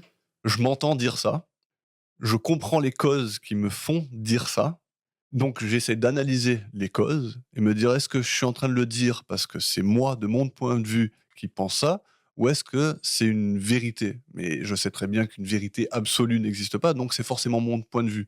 Mais après, j'ai quand même envie de dire que j'ai raison. Tu vois, ça tombe toujours dans le néant, ça me saoule en fait. Ça me saoule ces conversations où tu as envie de trouver une vérité qui n'existe jamais. Ben, ça dépend, parce que ton point de vue, c'est peut-être ta vérité, Ok, bah je vais la dire tout alors. simplement. Pour moi, la souffrance, Mhm. elle a plus de poids, malheureusement, que le bonheur. Je pense que tout le bonheur du monde Mhm. vaut le coup d'être complètement éteint pour que la souffrance s'arrête en elle-même. Mhm. Tu vois, il y avait un dilemme que j'aimais bien me donner, c'était s'il y avait un bouton pour éteindre l'humanité. Je crois qu'on en avait déjà parlé, On en a toi et déjà moi. parlé, ouais. Hmm. Je me rappelle très bien. Et je suis tout à fait d'accord avec ça. Ouais, t'es d'accord? Ouais, clairement. Alors moi, je vais te donner mon point de vue, du coup, après on ira au bout de cette expérience de pensée. Mais moi, quand j'ai découvert le film, j'étais bien plus du côté de Black. Mhm. Aujourd'hui, je le suis un peu moins. Pas pour autant que je suis du côté de White. Ouais. Pas du tout même. Mais quand je dis je suis du côté de Black, c'est pas d'un point de vue de la religion. Il y a des choses tellement plus sympas est tellement plus cool qu'ils valent justement qu'on fasse un minimum d'efforts pour que ça se passe bien. Et je pars du principe que si effectivement, déjà au fond, toi, ça va, ça ira mieux pour les autres parce que tu pourras leur apporter quelque chose. Et c'est un peu ce qu'il est, lui, dans le film. C'est un mec qui, à un moment donné, a compris qu'il a fait des conneries et qu'il a décidé de changer. Et c'est en Ouais. changeant qu'il est devenu un meilleur homme. Et en étant mieux dans sa peau, lui, ben, il peut aider les autres. Et donc faire un monde un peu meilleur. Donc ces petites actions à lui qui sont pas grand-chose, tu vois, offrir un café à un gars qu'il connaît pas ou bouffer avec lui, potentiellement, ça peut apporter quelque chose de plus grand. Ouais. Pour le coup, il se casse la gueule dans le film, mais c'est son objectif. Chose pour laquelle je peux être d'accord. C'est pour ça que quand j'ai découvert le film, j'étais plus de ce côté-là. Aujourd'hui, je le suis un peu moins parce que quand tu regardes tout simplement ce qui se passe un peu partout sur la planète, tu dis franchement, ça craint quoi. Ça craint partout, ça casse les couilles, il n'y a rien qui va. Il y a plein de problèmes, mais il n'y a personne qui écoute, il n'y a personne qui daigne, ne serait-ce qu'accorder un minimum d'attention à celui qui a des soucis. Quoi. Ouais. Mais bon, je suis quand même un peu plus du côté de Black que du côté de White. Mais pour revenir à ton expérience de pensée, donc, Ouais. vas-y, balance la phrase et je réponds aussi. Ah, je pense juste que ça vaut le coup d'éteindre le bonheur pour éteindre la souffrance. Ouais, en gros, ce qu'on disait à l'époque, c'était si jamais on te met un petit boîtier avec un bouton en disant voilà, si tu appuies sur le bouton, il y a tout qui s'arrête d'un coup, est-ce que tu appuies ou est-ce que tu n'appuies pas? Ouais. Ouais. L'humanité, ça arrête. L'humanité, exact. On avait dit l'humanité disparaît sans souffrance, sans rien. Tout s'éteint, stop. Voilà. Alors, je comprends les contre-arguments, parce que moi, je dirais oui. Mon instinct, c'est de dire oui. Mais c'est parce que, tu vois, ma première pensée, c'est que, imagine qu'il y a quelqu'un dans le monde, là maintenant, il y a peut-être un petit enfant de 8 ans qui est en train de se faire torturer. Rien que d'y penser, tu te dis, mais en fait, est-ce que le plaisir égoïste des uns des autres, le bonheur que tu peux trouver dans ces moments humains que je valorise moi aussi, hein. Moi, j'ai un fils, quand je rigole avec lui, ça fait un truc de fou. Je minimise pas ce qui est de beau dans le monde. Je suis même admiratif de tout ce qui est beau et j'essaye au mieux tous les jours de l'apprécier, de le contempler, même si des fois on est attrapé par la vie et qu'on a du mal à être dans la contemplation. Mhm. Mais tout ça, c'est égoïste quelque part. Ton bonheur, il a un prix. Et le prix, il n'est pas devant tes yeux. Et tant qu'il n'est pas devant tes yeux, tu n'es pas là pour le voir. Mais il existe, ce prix. Mhm. Ça s'appelle la souffrance. Et la souffrance, franchement, c'est la base de toute vie, quoi. On se rend pas compte de la souffrance qu'engendre la vie en général, parce que tu peux pas avoir l'un sans l'autre. C'est juste que moi, j'ai l'impression de valoriser plus la souffrance. Et comme je t'ai dit, souvent, quand j'ai ce genre d'argument-là, je prends du recul sur moi-même et je me dis peut-être que c'est ma peur de la souffrance que je suis en train de projeter sur les autres. Je dis, la souffrance, elle a plus d'importance que le bonheur, parce que j'ai tellement peur de la souffrance Mhm. que j'ai besoin de me dire ça pour que je me sente mieux. Pour que je me dise, c'est pour ça que je l'évite à tout prix, la souffrance, c'est parce qu'elle a plus de valeur et que c'est pour ça que j'ai ces grandes idées tout d'un coup. Yannick, il a des grandes idées de il faut appuyer sur le bouton pour arrêter l'humanité, pour la souffrance, alors qu'en fait, ça ressort peut-être juste de ma peur à moi. Je suis désolé, hein, je tourne en rond, mais je savais que ce film me ferait ça. Donc, c'est pour ça que j'avais une certaine appréhension. Alors, comme j'ai dit, aujourd'hui, je pense plus à tout ça. Mhm. Mais le fait est que White a quand même raison. C'est tout aléatoire, tout ça. C'est aléatoire, c'est déterministe, c'est... Fataliste. Quelque part, on n'est pas pilote, quoi, de tout ça. Mm. Le libre arbitre, tout ça... Compliqué, hein. Je ne crois pas être le pilote de moi-même, moi. Je Ah, pense que tout est subi par les expériences qu'on engendre. le parcours, déjà, il fait beaucoup. Il construit une base solide de ta vie. Ouais, après, ça dépend encore du point de vue. Moi, j'ai déjà eu ce débat du libre arbitre et de l'âme et tout ça. Mhm. Peut-être j'ai tort, hein, mais pour moi, il n'y a pas d'âme et il n'y a pas de libre arbitre, quoi. C'est pas moi qui décide de ce que je fais. C'est tout ce que j'ai vécu avant qui m'amène à cet endroit et qui disent, en fait, je suis obligé de faire ça parce que c'est ça que m'a dicté toutes les expériences que j'ai eues, quoi. En tout cas, moi, je vois ça comme ça. Mhm. Et j'ai l'impression que neurologiquement, ça tend à se prouver. Ok. Je suis pas tout à fait d'accord. Je Non, pars quand même du principe qu'à un moment donné, il y a des directions qu'on peut prendre, qu'on peut choisir délibérément. mais comment? Pas évident. Ça Pourquoi? demande des sacrifices. Vas-y, donne-moi un exemple de quelque chose qui peut être fait par le libre arbitre, contrairement à... Plein de choses, justement. Alors, culturellement, nous, dans notre Europe et France, dans laquelle on vit, le fait de te dire, il faut que tu fasses des études pour que tu puisses travailler, pour que tu puisses fonder un foyer, pour que tu puisses bien vivre, pour avoir une retraite, pour avoir une vie décente. Tu peux aussi te dire, tu sais quoi, fuck off, je prends un billet d'avion, je vais sur une île et puis je mets un pagne et toute ma vie, je vais vivre comme ça parce que je vais choisir, moi, de prendre cette destination-là. Peut-être que le choix, tu ne l'avais pas. Peut-être que c'est justement ce qui t'est arrivé qui t'a dicté que c'était la meilleure chose à faire à ce Peut-être. moment-là. Après, j'ai pris un exemple très terre à terre. Hmm. Ouais, mais en fait, personnellement, je crois qu'il n'y a pas d'exemple que tu puisses donner. Parce que pour moi, le choix que tu vas faire, il est dicté par quelque chose, quoi. Mais bon, c'est discutable. Peut-être que le choix humain, c'est comme dans Matrix. Peut-être que le choix, c'est toute la différence de l'être humain et de tout le reste. Exactement. Peut-être. Peut-être. Mais malheureusement, moi, je crois trop à cet ordre, à ce destin. Mhm. Pas le destin en lui-même où c'est le futur et tout écrit, mais juste l'aspect déterministe de la vie en général. C'est qu'en fait, effectivement, c'est déterminé. Mon action là maintenant, elle est déjà déterminée par tout ce qui est arrivé avant. Est-ce qu'on fait le choix de la pensée? Je ne sais plus qui a dit ça d'ailleurs, mais je crois que c'est nous sommes plus nos choix que nos choix eux-mêmes. C'est-à-dire que si tu fais un choix, c'est parce que quelque part, c'était déjà ce que tu es. Oui. Tu es ton choix, tu deviens ton choix une Ouais, fois que le voilà, c'est choix il est ça. fait. Si par exemple, on revient un peu dans la bouffe, tu as deux plats à choisir. Tu préfères choisir la viande ou le poisson. Si tu préfères manger du poisson, tu vas instinctivement prendre le poisson. Oui. Mais est-ce que le choix que tu as fait à ce moment-là, c'est tu pouvais aller tendre vers la viande? Peut-être, mais tu allais Mm. forcément aller vers le poisson parce que tu aimes le poisson. C'est là toute la question. Et est-ce que tu as choisi d'aimer le poisson? Peut-être qu'à un moment donné, tu as mangé un truc qui était meilleur en goût et te dire ouais, je préfère ça finalement. Ouais, mais ça, c'est pas toi qui as choisi dans ce cas-là. C'est quoi? C'est le goût qui est venu à toi dans ce cas-là? Tu choisis de pas aimer les choses? Peut-être. Mais est-ce que tu penses que oui? Ça, je sais pas. Ça dépend quoi. Là, j'ai pas vraiment Est-ce qu'un d'exemple. homosexuel, il est choisi d'aimer... Vaste sujet. Tu sais pas, justement. Tu peux avoir. T'as choisi, toi, d'aimer les femmes? Est-ce que t'as l'impression d'avoir choisi? Excellente question. Là, comme ça, répondre, je sais pas. T'as pas fait un choix, il n'y a pas eu un choix conscient de ta part à te dire, tiens, il faut que je choisisse. Non, intérieurement, ben, c'est Naturel. le choix qui s'est porté, effectivement, naturellement. Mm. On va dire ça comme ça. Dans ce cas-là, les bigames, ils ont du mal à choisir. Pour Non, être dans le peu plus léger. Non, ils choisissent tout autant pas. Ouais, exactement. Ils n'ont pas de choix accordé sur ça. Mm. Mais ouais, c'est des sujets intéressants qui ont peut-être pas véritablement de réponse Ouais, mais à avoir. mais c'est là où je veux en venir, Mhm. avec tous ces trucs de merde.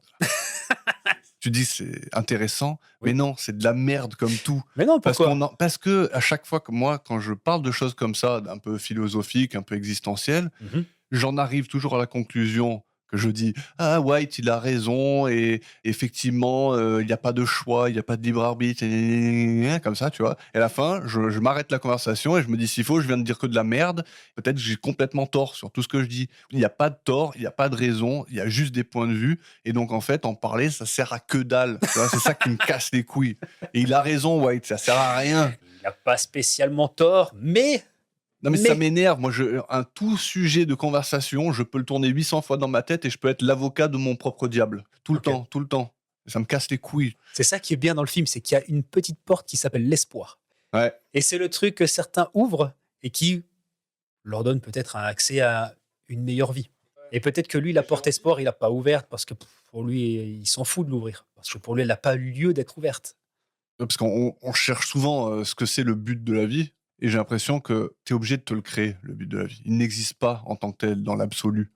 C'est pas quelque chose d'intrinsèque à la vie, il n'y a pas de but. En plus, on parle pour qui? On parle pour nous en tant qu'individu, en tant qu'espèce, en tant qu'entité vivante. Tu vois, je veux dire, tu peux prendre n'importe quel plan et trouver des réponses différentes. Moi, j'ai l'impression aujourd'hui que mon but à moi, il m'est fabriqué, il m'est propre, et je dois m'y tenir pour continuer à vivre, en fait. Et puis, il y a des choses que j'adore dans la vie. Franchement, j'aime la vie en général. Et oui, il faut kiffer, bien sûr. J'aime la vie, mais il y a toujours une partie de moi qui sait que tout ça, ça a un prix, que c'est une illusion dans laquelle je me permets de me bercer. C'est un but qui est fabriqué par moi pour que je puisse le vivre et pour qu'il y ait un lendemain, quoi. Quelque part, tu fais le choix d'avancer.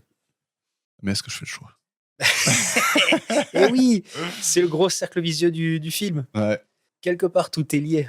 Et t'as ceux qui continuent d'avancer, t'as ceux qui décident d'arrêter. Et il y a une phrase qui résume un peu tout ça dans le film. Hein. C'est une histoire sur ce qu'on a et ce qu'on veut. La souffrance et le bonheur.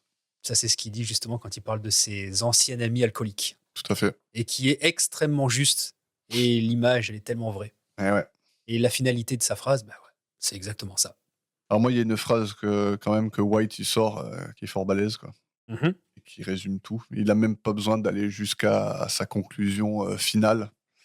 Il dit le monde est un camp de travaux forcés d'où les ouvriers parfaitement innocents sont tirés au sort chaque jour pour être exécutés. Je ne pense pas que c'est ma façon de voir les choses, je pense que c'est comme ça. Y a-t-il des vues alternatives? Oui. Résiste-t-il à un examen approfondi? Non. Non. Donc, il y a des vues alternatives. Je vis aujourd'hui dans une vue alternative à ça, dans la pleine conscience de la chose. Mhm.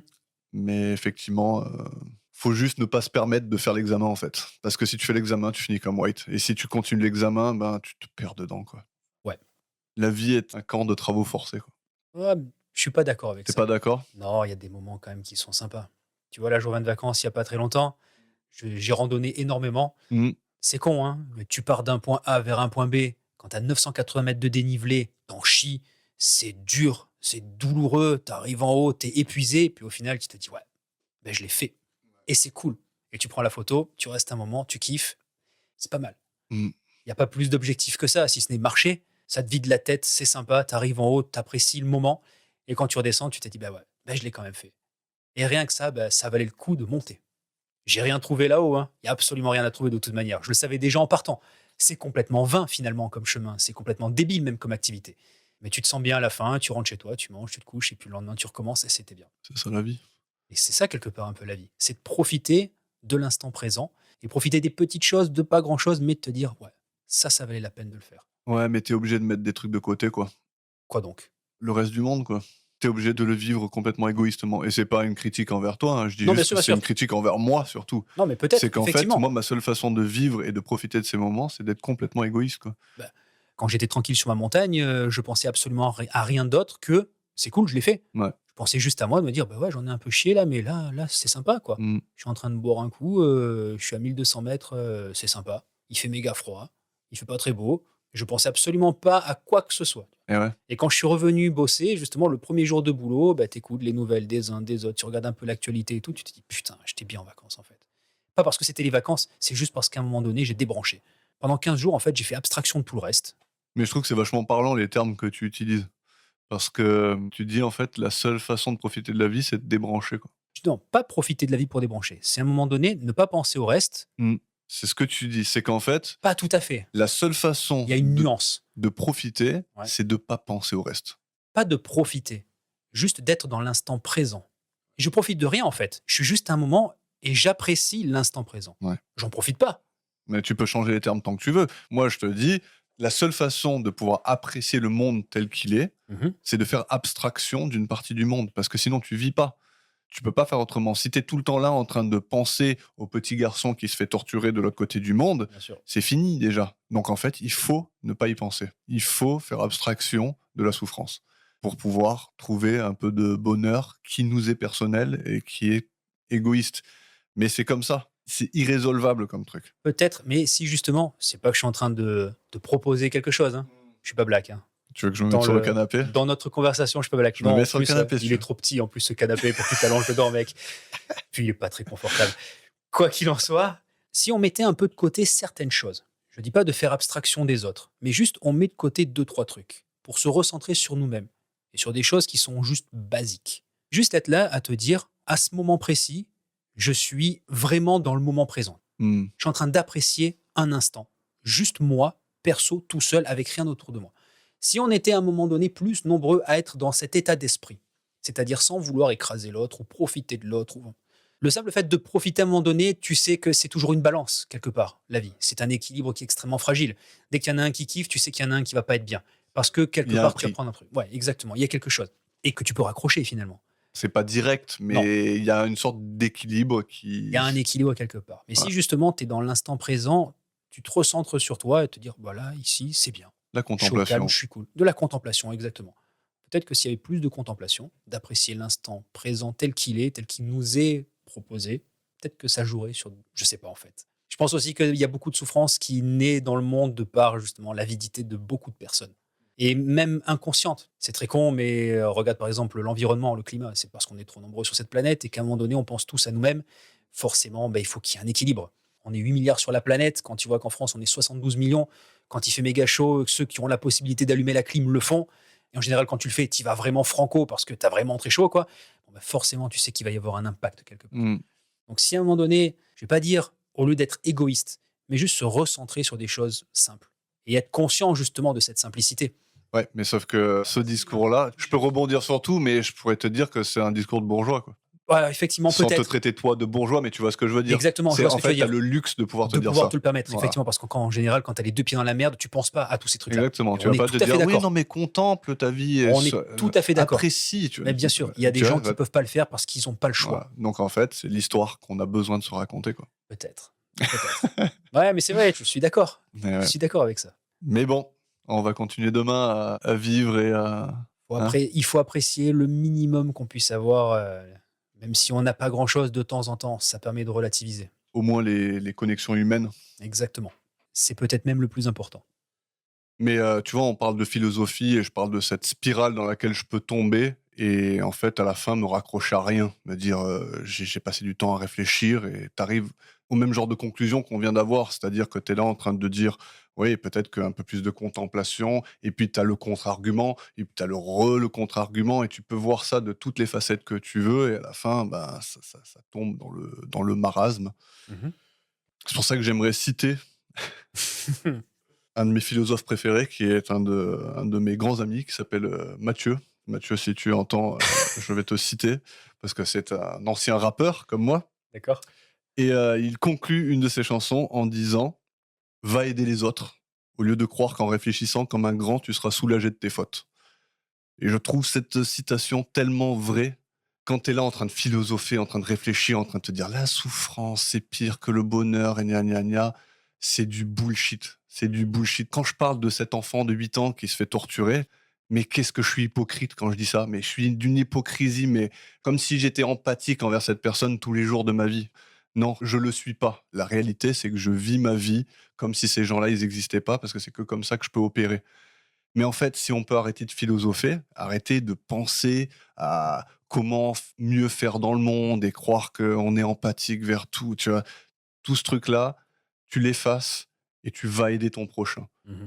Arrête de croire qu'en réfléchissant, ça va effacer tes fautes. Parce que Mmh. c'est pas vrai. Tu peux réfléchir tant que tu veux. C'est dans l'action que tu fais. Et si tu veux ne pas être hypocrite, ben juste va aider les autres. Exactement. Comme on dit, c'est pas la parole qui est importante, ce Ouais, sont les actes. exactement.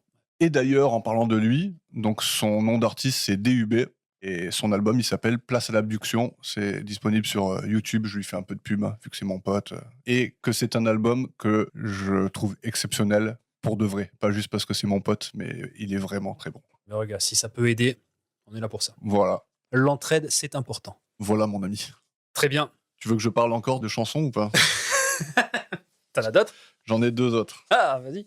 La première, c'est d'un comique chanteur qui s'appelle Tim Minchin. D'accord. Il est australien, il est extraordinaire, c'est un pianiste d'exception. Il fait des salles, énormes. Il a un orchestre autour de lui, vrai musicien, mais vrai comique aussi. Il a fait une chanson qui s'appelle, Thank You God. OK. Il est athée et il fait toute une chanson complètement sarcastique parce qu'il a rencontré un mec dans le fin fond de l'Australie qui disait que sa mère, elle avait un problème, à l'œil. Elle a eu, plusieurs opérations et tout et tout d'un coup, elle a eu une rémission miraculeuse OK. et donc ce gars-là, il lui a dit: «Merci Dieu de t'être occupé de ma mère» et lui, il fait toute une chanson autour du fait que Dieu a décidé qu'en Australie, quelque part dans une petite ville, il allait s'occuper de la cornée de la maman d'un mec, comme si Dieu spécifiquement prenait des petits endroits comme ça où il aidait, mais qu'à côté de ça, tu avais des foules de monde qui des partent, machins. voilà, tu Ouais, vois? OK. Et que les gens, ils remerciaient Dieu pour tout ce qui était bien et qu'ils le laissaient totalement tranquille pour tout ce qui allait pas. Deuxième morceau, donc c'est du rap, c'est d'un artiste qui s'appelle Idea et ses textes étaient hyper puissants, axés dans le discours de White. C'est des morceaux que je tiens en grande estime et le morceau que je préfère de lui s'appelle Even Shadows Have Shadows, même les ombres ont des ombres. Mmh. Écoutez, traduisez les paroles si vous comprenez pas l'anglais. C'est musicalement, on dirait que ça a été tourné dans une cave. OK. Mais c'est juste puissant au niveau de l'émotion, tu vois? Le mec, il est au bout, quoi. C'est un mec, il est au bout et entendre des gens au micro qui sont au bout, pour moi, ça a une valeur, extraordinaire, quoi. Comme entendre White parler dans ce film, tu vois? Cette émotion qu'il a dans les dernières répliques où il t'explique à quel point le la vie est futile et qu'il il dit: «Si, toute la souffrance du monde, elle pouvait se compiler, la terre entière s'écroulerait sous son propre poids». Mmh. Quand il dit ça, tu as une émotion. Bah, quand Idea, il envoie ces trucs, c'est plein d'émotions, c'est très fort, quoi. OK.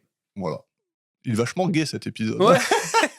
Prochaine fois, on va faire Mary Poppins, mon pote. T'avais 2-3 trucs à dire avant de conclure? Pour conclure, non, mais plutôt pour informer, puisque Mhm. le titre du film, comme du bouquin et comme de la pièce de théâtre, c'est The Sunset Limited. Mais qu'est-ce que le Sunset Limited? Le Sunset Limited, c'est un train. Et c'est vrai que la première fois que j'ai vu le film, je me suis dit, c'est sous ce train que Monsieur White veut se foutre. Ouais. Justement pour mourir. Sauf que, eh ben, c'est là le petit problème, c'est que toute l'histoire se passe à Harlem et que justement le Sunset Limited ne passe pas à New York. C'est le nom d'un train américain historique géré par la compagnie Amtrak qui relie la Nouvelle-Orléans à Los Angeles. Donc on n'est absolument pas dans le bon secteur, quoi. Il dessert les villes importantes comme Houston, San Antonio, Tucson ou Palm Springs sur un trajet qui s'effectue en 48 heures à raison de 3 fois par semaine. Du coup, par rapport à l'intrigue, néant.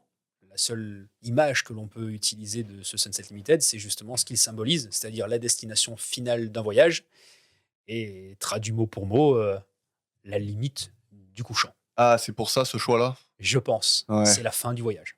Plus loin, il n'y a pas. Ok, ouais, c'est Là, plus intéressant. loin, c'est fini. Mm.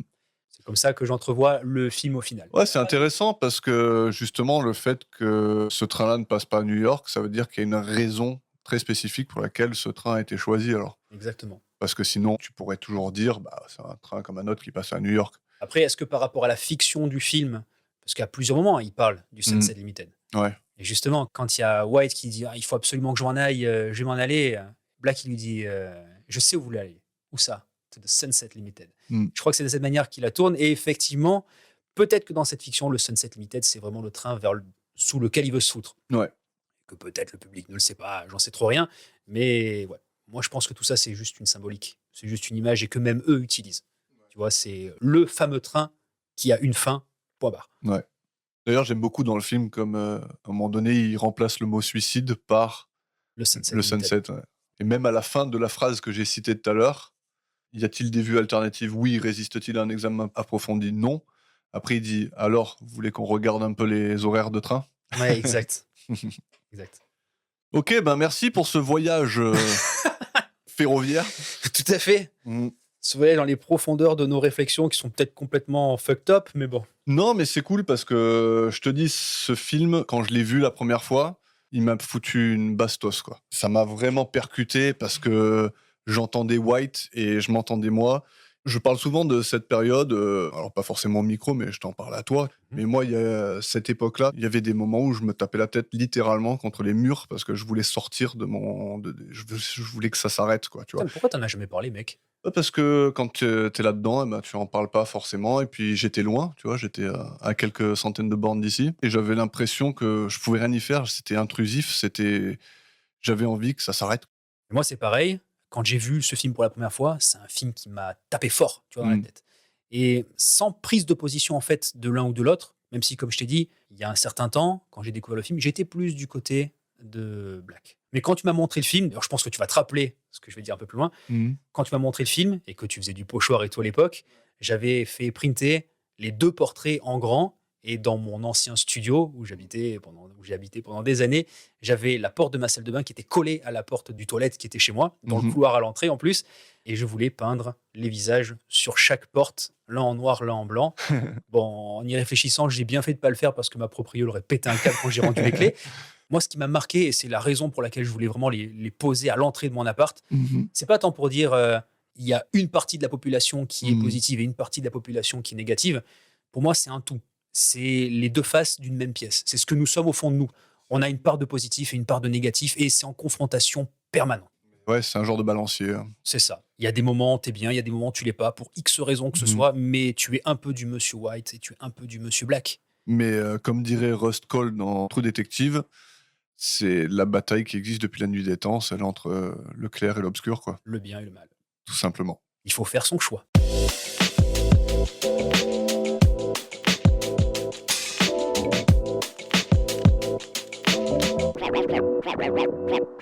Cinéma anonyme. Mais il n'y a pas de choix, mon pote. Tu crois faire le choix. Par contre, j'ai fait un choix, moi. Ouais. Le choix du prochain film. Oh, vas-y, je suis prêt à t'écouter. Are you ready? Oui. Donc là, le lien avec le film qu'on vient de voir aujourd'hui, il va être très clair. Ok.